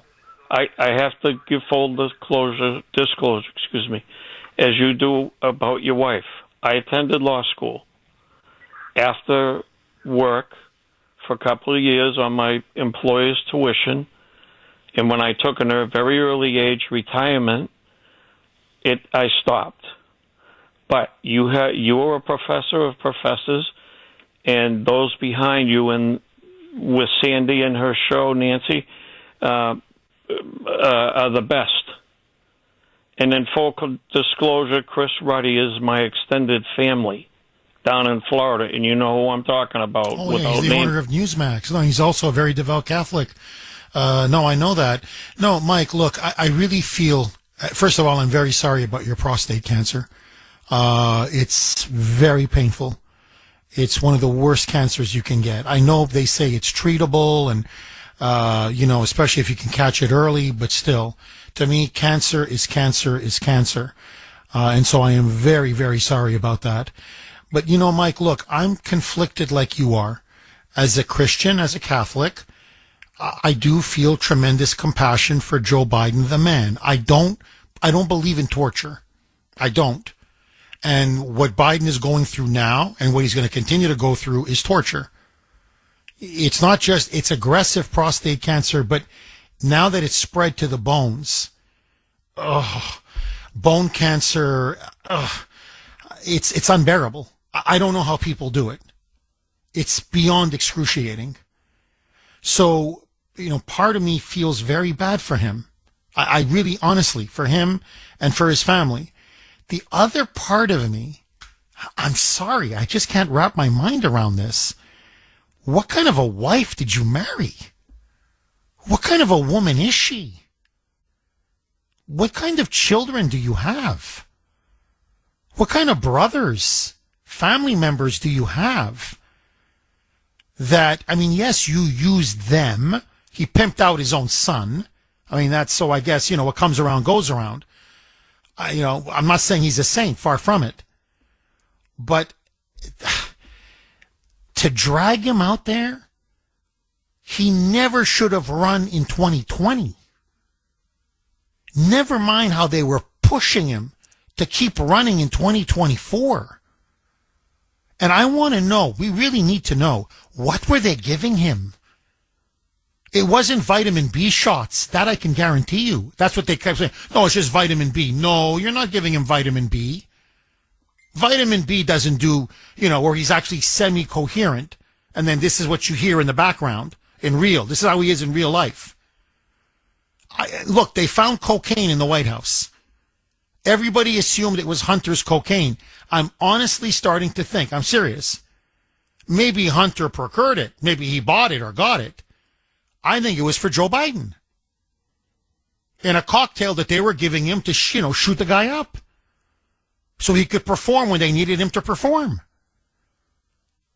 And he blurts out, this was 2 years ago, he blurts out at a speech, I've got cancer. And his aides right away denied it. And people are like, it's just Biden being Biden, the guy's a buffoon. No, I think he really had cancer. It's just sickening. And look, again, I've got doctors emailing me. I've got nurses emailing me. I've got prostate cancer survivors, emailing and messaging me saying, Jeff, you don't get Gleason 9. You don't get aggressive prostate cancer like this. Okay, very quickly. The lines are jammed, so I want to take as many calls as possible. And the audience, by the way, it's home run after home run now. Caller after caller. It's been one phenomenal call, so I want to keep the calls going. But I just got to throw this quick log. And I'm almost stating the obvious, but it's been lost over the last 72 hours. Yes, we're right. Okay, everyone's right. What did Kamala Harris know? When did she know it? Jill Biden, Pete Buttigieg, Jake Sullivan. You can run down the whole list. Merrick Garland, Nancy Pelosi, Chuck Schumer, all of them. Okay, the entire lying, dishonest, corrupt media. All of them. All of them. But what about world leaders? You think Putin didn't know? You think the Ayatollahs in Iran didn't know? Xi Jinping met with Joe Biden. You don't think he didn't know? I mean, you just sit down with the guy, you listen to these tapes, 5 minutes. What 5 minutes? 2 minutes. And you're like, this guy's a mental vegetable. He's senile. He's gone. The president of the United States is mentally gone. Macron knew it. The leaders of the European Union knew it. Everybody knew it. Now you're saying, well, Jeff, what's the point? Well, the point is obvious. Seriously, just stand back objectively. If I'm Xi Jinping, no wonder I ignore everything Biden tells him and I just keep rolling the United States, which is what he did for 4 years. No wonder if I'm Xi, I just go right into Afghanistan and scoop up all those rare earth minerals and cut a deal with the Taliban right underneath Biden's nose.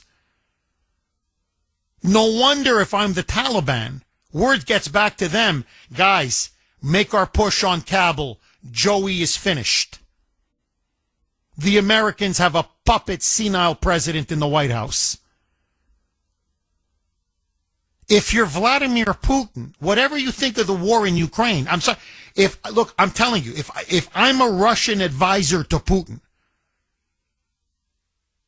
Vladimir, Comrade Putin, it's now or never, my friend.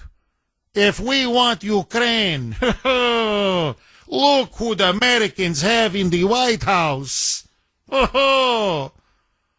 You and me on 2 liters of vodka. make more sense than that, Joey. Putin, everyone has been saying that Putin saw the disastrous withdrawal from Afghanistan, saw weakness, and made his move on Ukraine. No. No. Now everything is seen through a different lens. The Taliban saw weakness and made their move, and Afghanistan fell. And Putin saw Biden and said, yeah, we're making our move on Ukraine. Frankly, you'd be an idiot if you're a Russian nationalist with this guy in the White House. What I'm saying is, no wonder Iran was on the verge of a nuclear weapon. No wonder Iran funded Hamas. No wonder October 7th happened in Israel. No wonder Hamas made their move. What are you? If I'm the Iranian mullahs and their terrorist proxies, this is the guy in the White. This guy in the White House. We make our move on Israel. Now's the time to make our move. So the reason why the world went to hell under 4 years of Biden was because what? You think foreign leaders are stupid? They don't see the sky is blue. They don't see what's right in front of their what's right in front of their nose. They saw a man addled with dementia who was not running the United States, and they knew right away, if you have AIDS and a cabal running a country, you don't really have anybody running the country. And so you can run wild. And that's what the world did. They ran wild. Agree, disagree, to the point that we literally were on the brink of a nuclear war. And again, like I'm in the confessional, let me give you my most honest, authentic, heartfelt reaction to these tapes. I'm listening to this, and honestly, I'm like, how dare you? How dare you? To the Bidens, to the Democratic Party, to the White House counsel, to Kamala, to the cabinet, to the entire Democratic leadership, to the entire media. How dare you? We could have gone to nuclear war. This man was not fit to stand up to any of our adversaries. He could have been manipulated into a world war. We could have been pushed into a world war. This is beyond criminal. And that's why, look, we need, like the church committee hearings after Watergate, we need a massive, full-blown congressional investigation. People need to be put under oath. Heads need to roll. People need to go to jail. Doctors need to lose their licenses. Political careers need to be destroyed. The media now needs to be thoroughly eviscerated for this, permanently discredited. This, to me, this is the most dangerous, greatest scandal in American history, and you all covered it up? Shame on you. Shame on you. You know how many dead Ukrainians there are now? Do you know how many women and children have been slaughtered in Afghanistan? You know how many dead Jews there are? Forget that. You love the Palestinians. What do you think October 7th led to? A massive war between Israel and Gaza. Now there are dead Palestinians everywhere.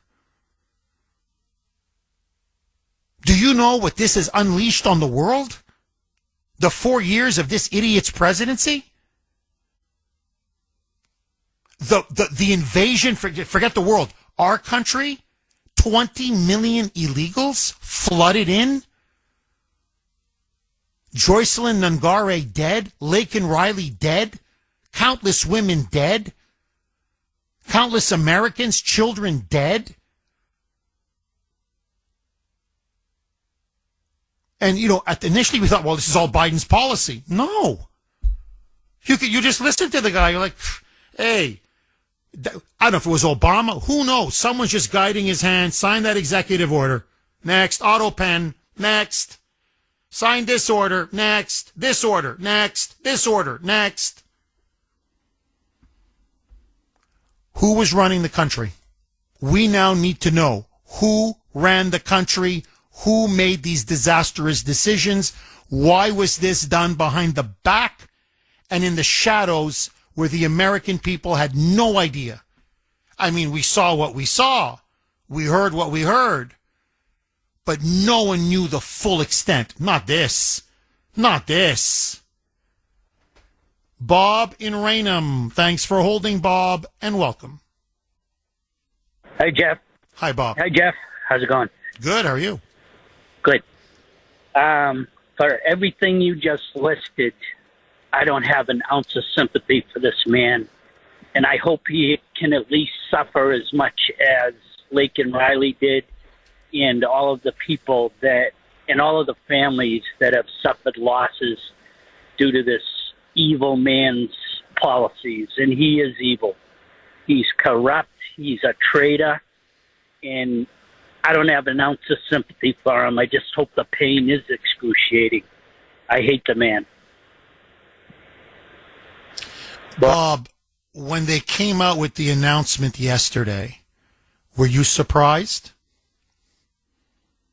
One thing that I barely remember because I was young at the time was when they were going to go after President. Bob, can you hang on? I'm going to take you on the other side. 617-266-6868. Okay, it's the Kuhner Country poll question of the day, sponsored by Mario's. Mario's Quality Roofing, Siding, and Windows. Do you feel sorry for Joe Biden? Now that he's been diagnosed, as he was yesterday, or they released the information yesterday, that he has been diagnosed with a very aggressive form of prostate cancer, which now apparently has spread to his bones. A, yes. B, no. You can vote on our webpage, wrko.com/Kuhner, Kuhn is in national ER, wrko.com/Kuhner, or if you prefer, you can vote via X, my handle there, at the Kuhner Report, all one word, Kuhn as in national ER. Bob in Raynham says he has no sympathy whatsoever for Joe Biden. He is a traitor, a crook who did tremendous, almost irreparable damage to the United States and around the world. Please, Bob, pick up where you left off. Yeah, Jeff. So, and unfortunately, this is going to be used to, swipe everything he did under the rug. Not that they were going to go after him anyway, but it reminds me again, I was young at the time, but I remember when they wanted to go after President Nixon for what he did at involvement in Watergate, which compared to what this guy done is like a raindrop in the ocean. They came up with some phony diagnosis, I believe, of phlebitis, which I've never heard of before or since. And, President Ford pardoned him, and that was it. It was a done deal. But this guy here, I actually hope he has the bone cancer, and I hope it's as painful as can be. I hate this man. Bob, thank you very much for that call. I really appreciate it. Look, I have to say this. I have to. One of the most vile things that they did under Biden's presidency, as you know, on day one, they opened the border. 15 to 20 million illegals poured into our country. We know the story. Many American citizens were raped, murdered, children were molested, drugs poured into our country, fentanyl in particular, hundreds of thousands of Americans dead. We know that. But let me tell you what's been underreported deliberately. How many teenage girls, young girls, teenage girls and children were trafficked by the so-called coyotes, the coyotes, and the Mexican drug cartels? Hundreds and hundreds and hundreds of thousands of them who were brought into the country. These are young girls, some young boys, but it was mostly young girls from some of the poorest, God-forsaken countries on the face of the earth. And they were not just turned into sex slaves or prostitutes, but they were raped by their captors. Repeatedly raped by their captors. There are now horror stories that are finally being confirmed, where these women now are speaking out. These young girls, what women? These young girls are speaking out how they were held in apartment buildings and being raped 14 to 16 hours a day. A day. I want you to listen now to Tom Homan, the border czar. He was speaking at the Republican National Association Policy Conference. And he says, do you know what we're finding out as we're deporting these illegal aliens? The gangbangers, the MS-13s, the Trender Araguas, the human traffickers that the Democrats are defending to the death and that the media are lionizing and glorifying? He goes, let me just give you an example. A 14-year-old girl was found living with two men who were trafficking her. Listen to how he describes the horror that they witnessed. Roll cut 20, Mike.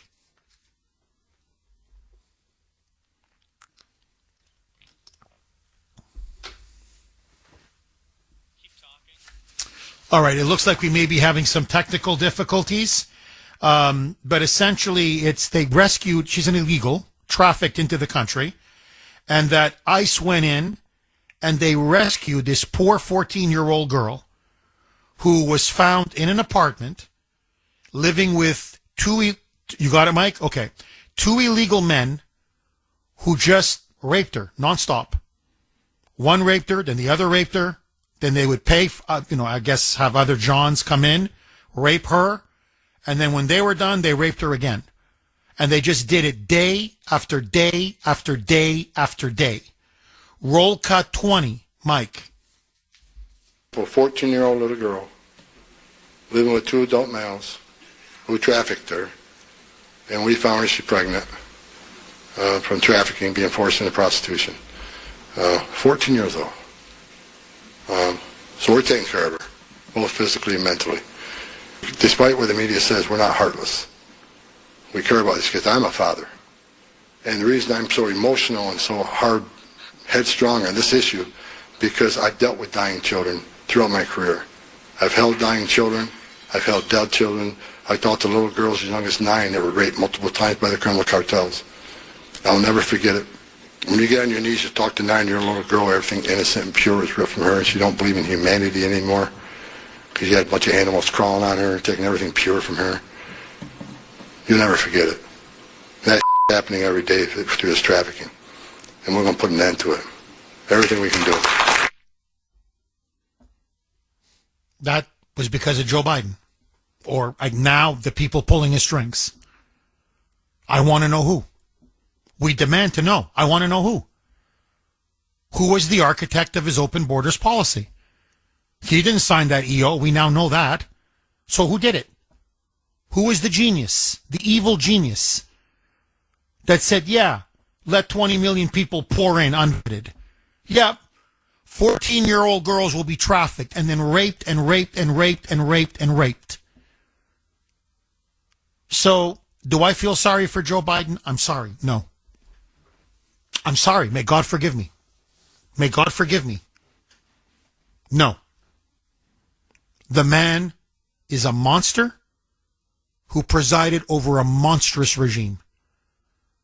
And just think of that 14-year-old girl, pregnant, sold out, pimped out to as a prostitute, and molested and raped 14 to 16 hours a day.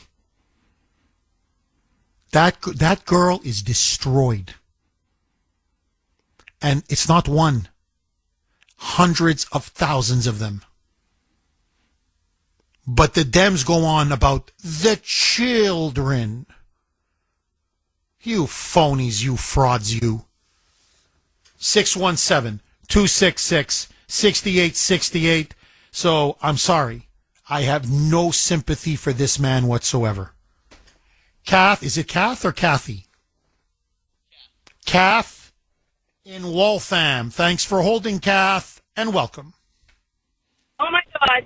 I was listening on the phone to what you just said, and I'm so mad. I'm a former foster youth in Massachusetts. I have been saying this is going to happen for years. I have been saying this. How would this not happen with the way these children coming across the border were treated? I'm pretty mad, okay? I'm pretty mad. Of course it's happening. It's not just happening to that one girl. It's happening over and over. This is thousands of kids this is happening to in the United States. Of course it's happening. Do I feel sad for Biden? He's a person, you know, and just as I think those kids are people and I care about them, I don't want him to be in pain. My husband is going through this situation. This did not happen overnight. This metastasized to the bones, prostate cancer does not happen overnight.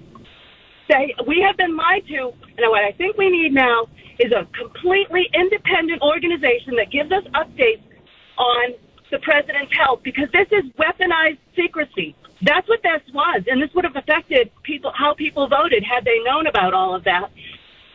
I feel bad for him, but you know, I feel worse for those kids, those sex slaves that are hidden in plain sight all over the country. All over the country. Of course that's happening. How do people not think that's happening? You know, I think about my own background. Maybe that just gives me more insight to it, but I've been saying this all along. I have been trying to ring these alarm bells, and nobody's been listening. I'm kind of personalizing it. Kind of hurts. Kind of having a tough day. I have a tough day hearing about these kids. Well, Kath, look, you have a big heart. You're a very passionate, you're a very compassionate person. What is good, and this is what we have to focus on now is the good, is that there's a new sheriff in town. Literally, Homan is like a sheriff, and President Trump, and we're going to undo everything that Biden did. And that 14-year-old girl now has been rescued. She's going to be given the best medical treatment she can possibly get. I'll be very honest with you. I would allow her to stay in the country. I'm sorry. I'm just going to speak from the heart now. I think this is if you're a victim of sex trafficking and human trafficking, and this poor woman has endured what she just endured, I think we can make an exception for people like her and let her have her baby and let her try to have some kind of a decent life. And to me, this is beyond disgusting. The Democrats should hold their heads in shame if they had any conscience whatsoever. But I want to get, and this will be undone. We will win. I'm telling you, we will win. Kath, I am now convinced more than ever that you hear these her tapes. This was the hand of God. The failed assassination attempt in Butler, where they missed by a millimeter. The second failed assassination attempt down in Florida at his golf course, where they almost had him. How they tried to steal the election again. How they installed Kamala on the ticket. This was the hand of God. I'm telling you. I've got to ask you, though, Kath, if you don't mind. And if I'm getting too personal, I promise I will not be offended. I promise. You said your husband is dealing with the same thing, that he has prostate cancer, an aggressive form of prostate cancer. And you said there's no way that they just found out about this 3-4 days ago and announced it yesterday. That when you have something like this you know for a long while. Kath, when did your husband find out that he had initially? When did he initially find out that he had prostate cancer? It was about 7 years ago. 7 years ago. First go round, and then it came back. When you have it aggressive like this, it's metastasized. That's usually the second go round. That's years later. That's usually how it goes. Usually, for this to have come out of the blue at such an aggressive rate is highly unusual. And he would have someone who's getting yearly checkups, as the president, as Biden did. He would have known about this a long time ago. Had to have known about it. That's why I'm saying we should have some kind of an independent organization giving health updates of our president. Because this is election. Oh, Kath, I agree. Kath, I've got to ask you, though. So, sorry, not to keep drilling down, but because obviously through your husband. So, in other words, when they came out and said, no, we just found out 3-4 days ago that we never knew. We had no idea. And then they announced it to the country yesterday. You're saying there's no question in your mind they're lying, correct? Yes. Sorry, Kath? Yes, that's how I feel about it, yes. Now, why? Why wait this long? Why not tell us a year ago, 2 years ago? Is it because they know that if, the country found out he had cancer, on top of his obvious mental cognitive issues, that this would be politically the end for Joe Biden? So they had to cover up the fact that he had prostate cancer? Is that why they hid it from us?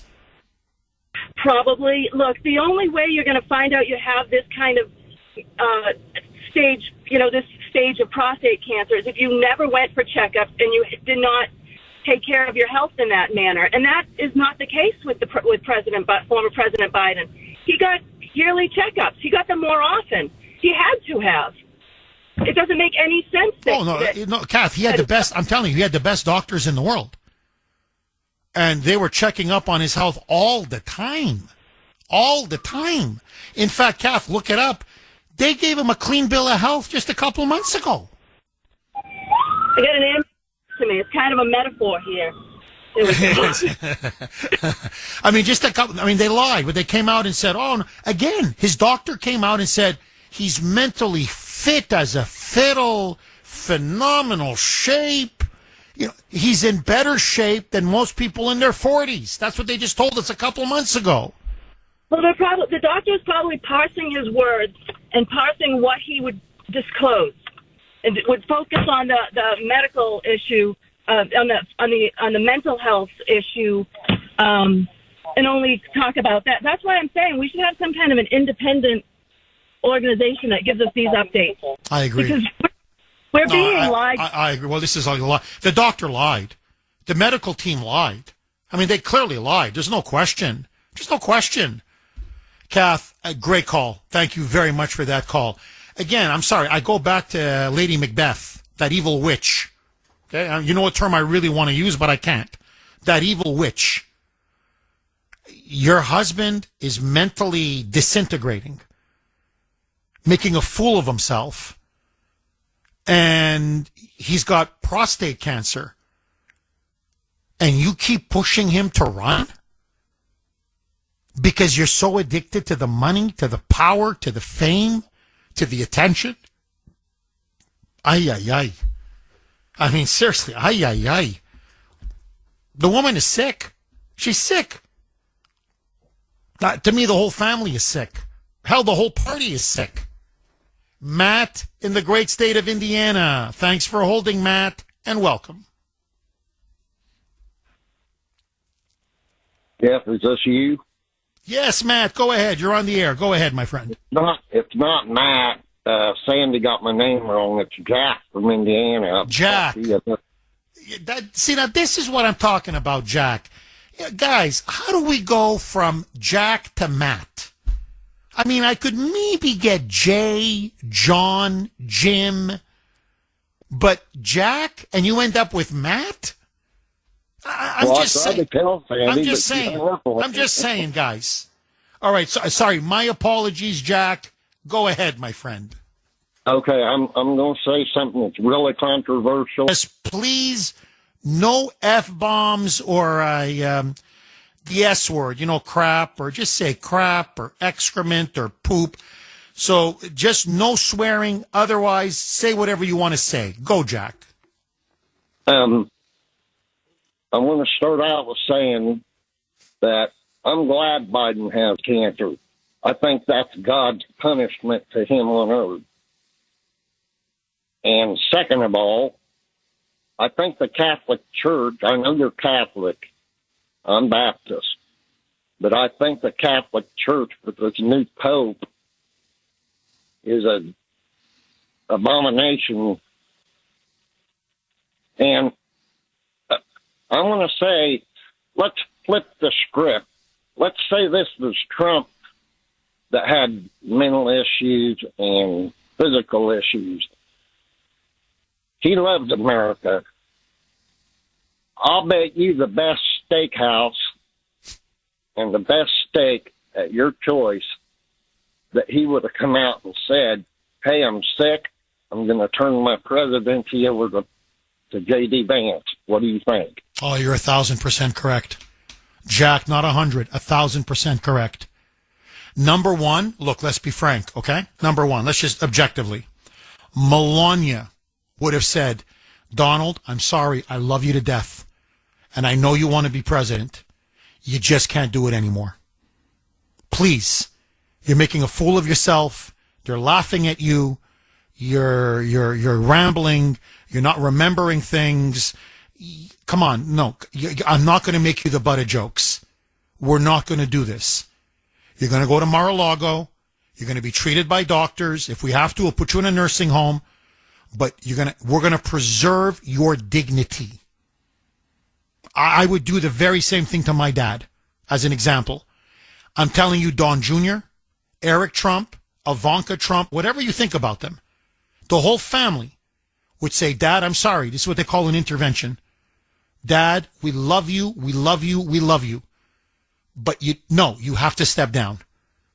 J.D. Vance would say, I know you think I'm being ambitious. I'm not.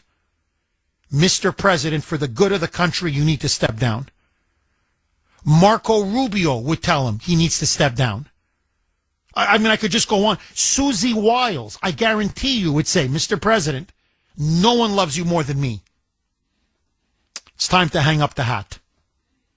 It's time to retire and go to Mar-a-Lago. Your family loves you. Your family needs you. You need your family. And Jack, let me be brutally honest with you. This audience, and I know many of them love Trump just the way I love him.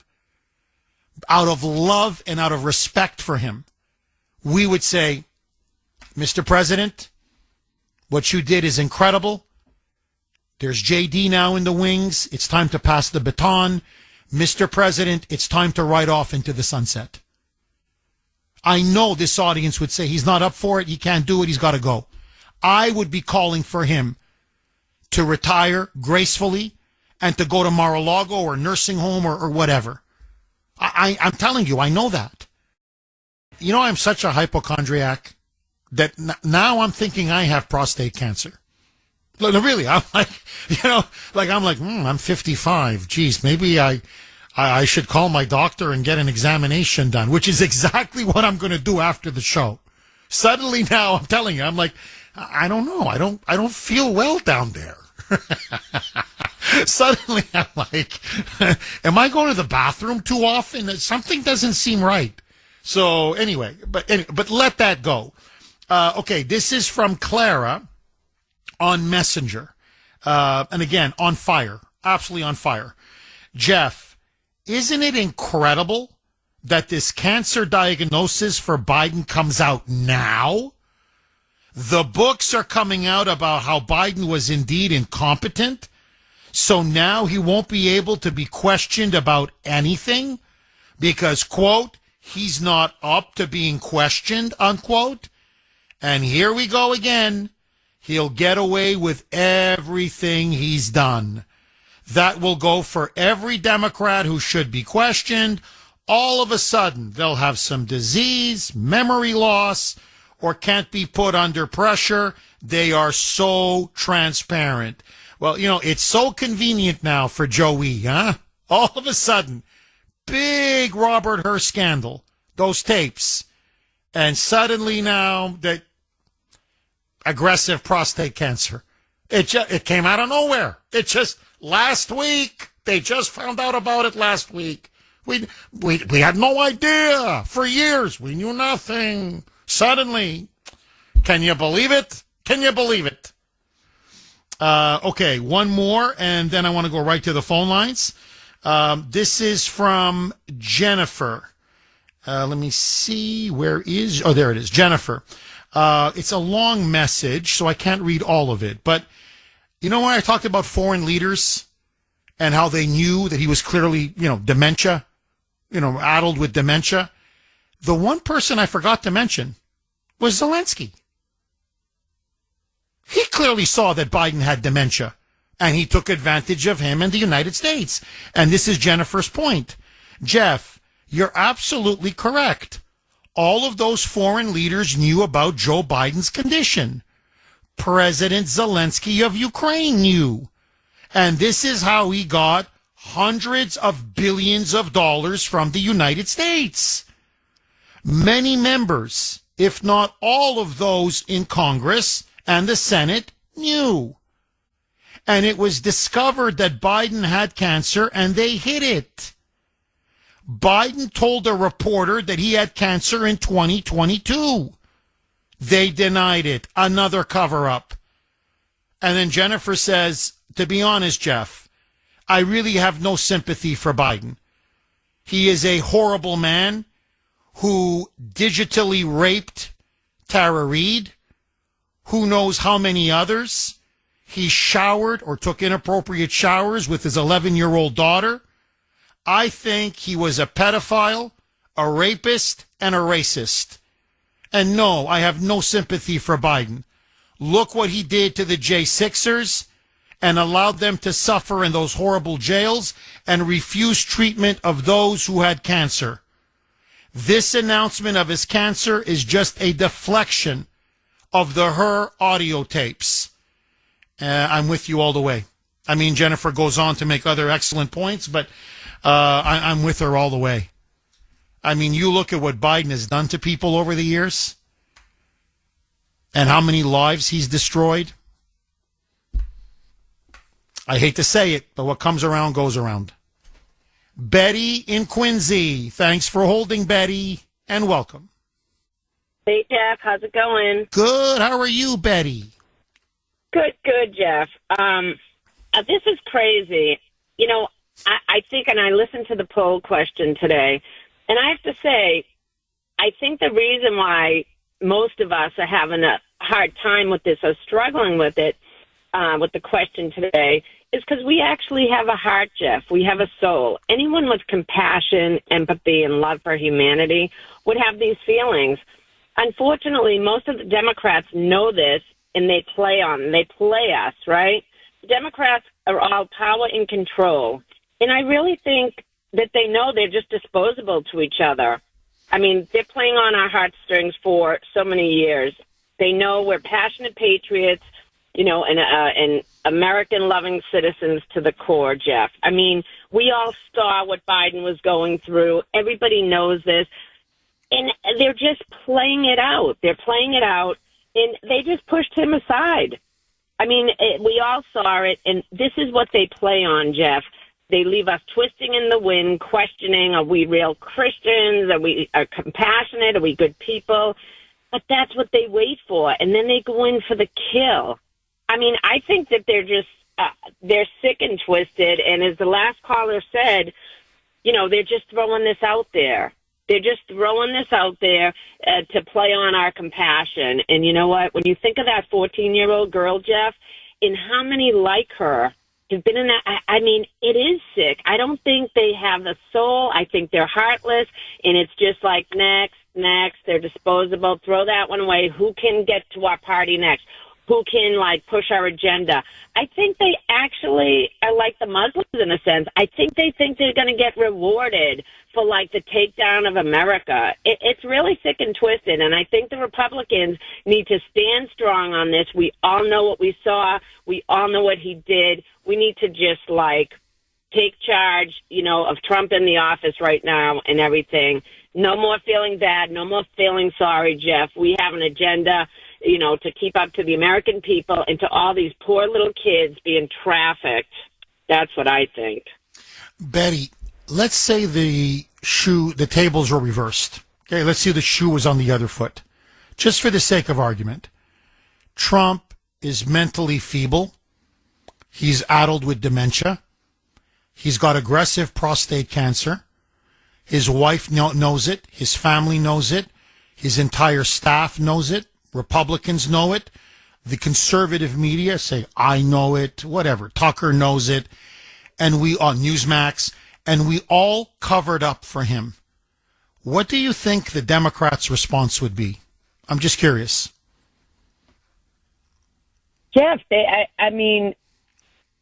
would tear it all down. They would just, first of all, I really don't think, No, Betty, you're right. Okay, please stop what you're doing. Please. This may be the text of the decade. I'm telling you, not the text of the week, not even the text of the year. This could be the text of the decade.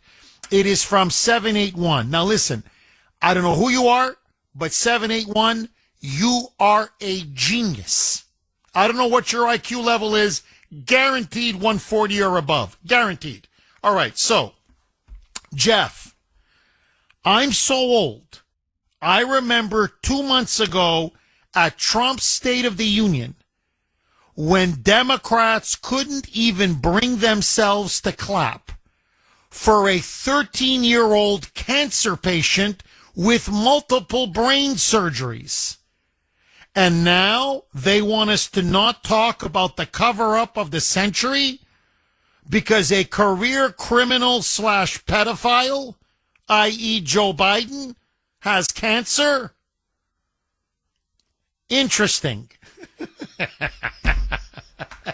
Oh, touche. As they say, checkmate. Dr. Chuck in Drake. Thanks for holding, Dr. Chuck, and welcome. Hey, Jeff. So I want to talk a little bit about the technical part of this first. Number one is he's getting the best physicians in the world. And even on a normal blood count, you could tell your calcium level is high, which means your bones being broken down for his metastasis, as well as when they're 65 or so, they get screening PSA levels. And so this is not like a very difficult diagnosis to get. I mean, there's 3 parameters of blood work which show it, common blood work. And now looking back at this, when he started falling down or he started taking, he used to get the lids, he used to go, cut out his stuff early around 12 o'clock. I can almost guarantee, number one, his confusion and how you used to say he had bug eyes. I'm sure he was getting high-dose steroid therapy because he just didn't have metastasis to his bone. He had metastasis to his spine. And if he had metastasis to his spine, his spinal cord, he was getting confused. And that's why he was always confused. The bug eyes was probably from the steroids. His falling was probably because he was getting such high steroid dosing that he was having compression fractures. And his lid, when he would take all this time off, I'm sure he was getting chemo.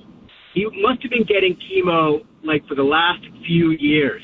So this is in no way a new diagnosis. And when you look at it, remember years ago they said he was in the Vatican, he was incontinent, he passed his stool and bowels and so forth. This is probably from the metastasis. And it all makes sense. It completely makes sense. And it's not the 3-day diagnosis. This has probably been going on for about 3 to 4 years. Dr. Chuck, if you don't mind me asking, are you a real doctor or is that just a moniker you like to use to call in? I am a internal medicine physician for over 20 years. I used to call a few years ago, but it's so hard getting through to you. But no, I am a real physician. So you're a real physician. You're the real deal. You're a real doctor. Wow. Okay. Now, just very quick. So just brilliant. The way you laid it out was absolutely brilliant and in layman's terms so everybody could understand. I've got to ask you this.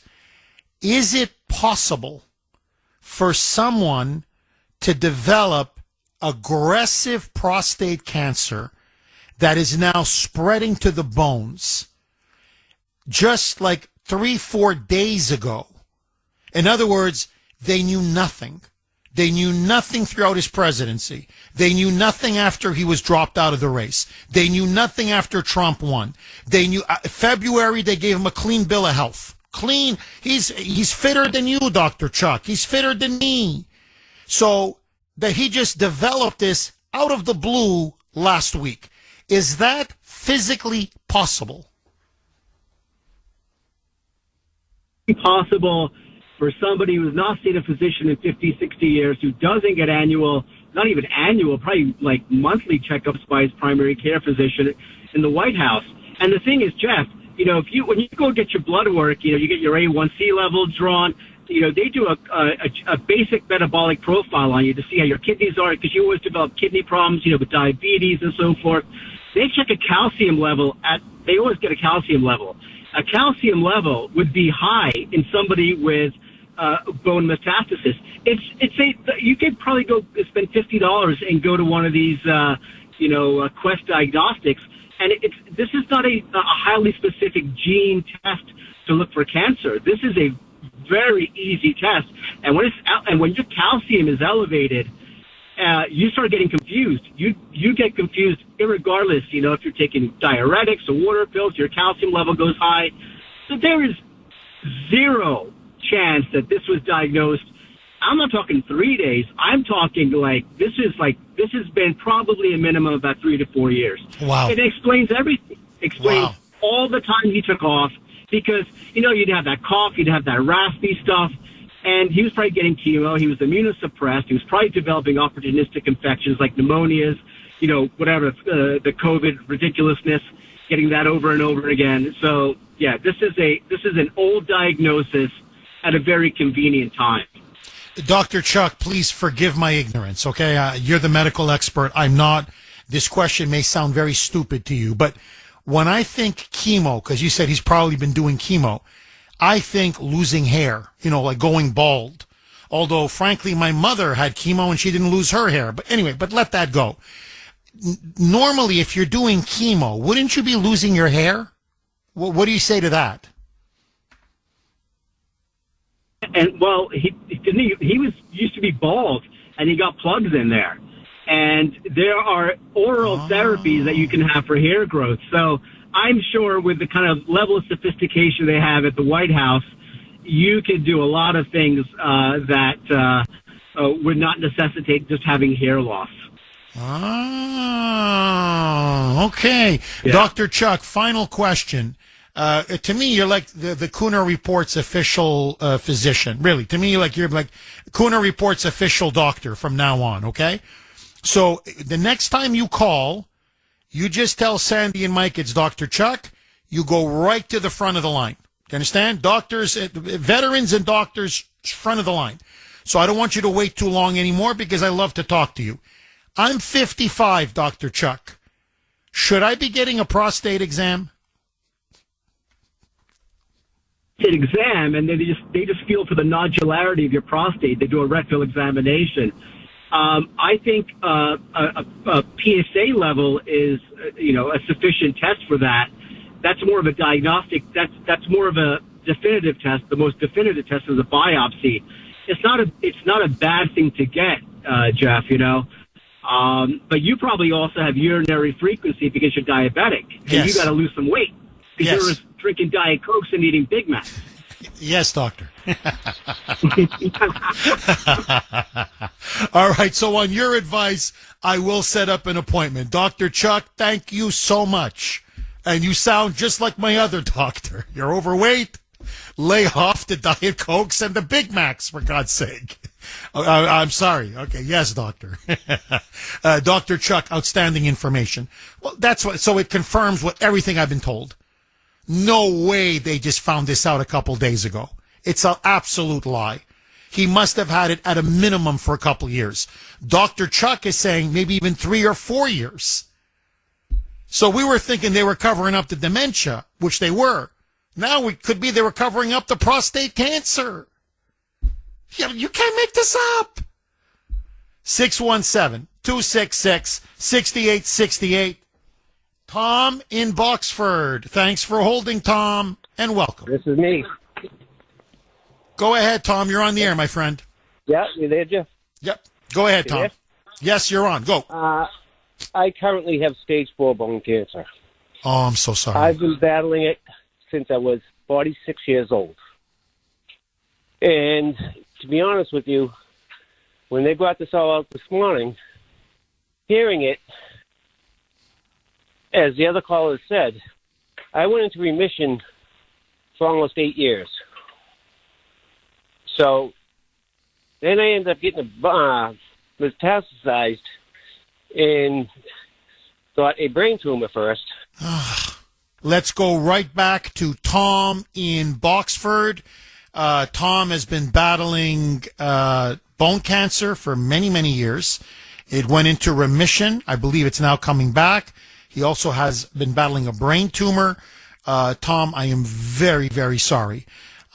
Please pick up where you left off. Well, the thing is that I heard that, basically when you start out with this, I got diagnosed with full-blown prostate cancer. My Gleason scale was 10 at 46 years old, and it was all because of a doctor heard about my family history and ordered it. So it had already gotten my prostate and gotten the lymph nodes around my belly. I was on a drug called Zytigra that was for almost 10 years, got my PSA down to 1. Currently now I am at 77. I headed up to 159. So when I got the brain tumor first, after, 10 years of being on that drug, I lost my mind for a little bit. I didn't know, I didn't know exactly where I was and very confused. And then right after they removed the tumor, that's when I got diagnosed with it going down my spine. So I can see where the confusion part is. And when you get in treatment, it's usually every 6 weeks on chemo. So I can see how they were squeezing him in, and then he was on the beach resting. So from my experience, and again, I'm at work right now. I've been building hot water heaters all morning for a large project. So I can see... God bless you, Tom. God bless you. Tom, again... my team of doctors... I'm sorry. Go ahead, Jeff. If you don't want me, again, if I'm getting too personal, please tell me, Tom. How old are you? I don't care. I want everybody to know what this is like. It's hell. Tom, how old are you?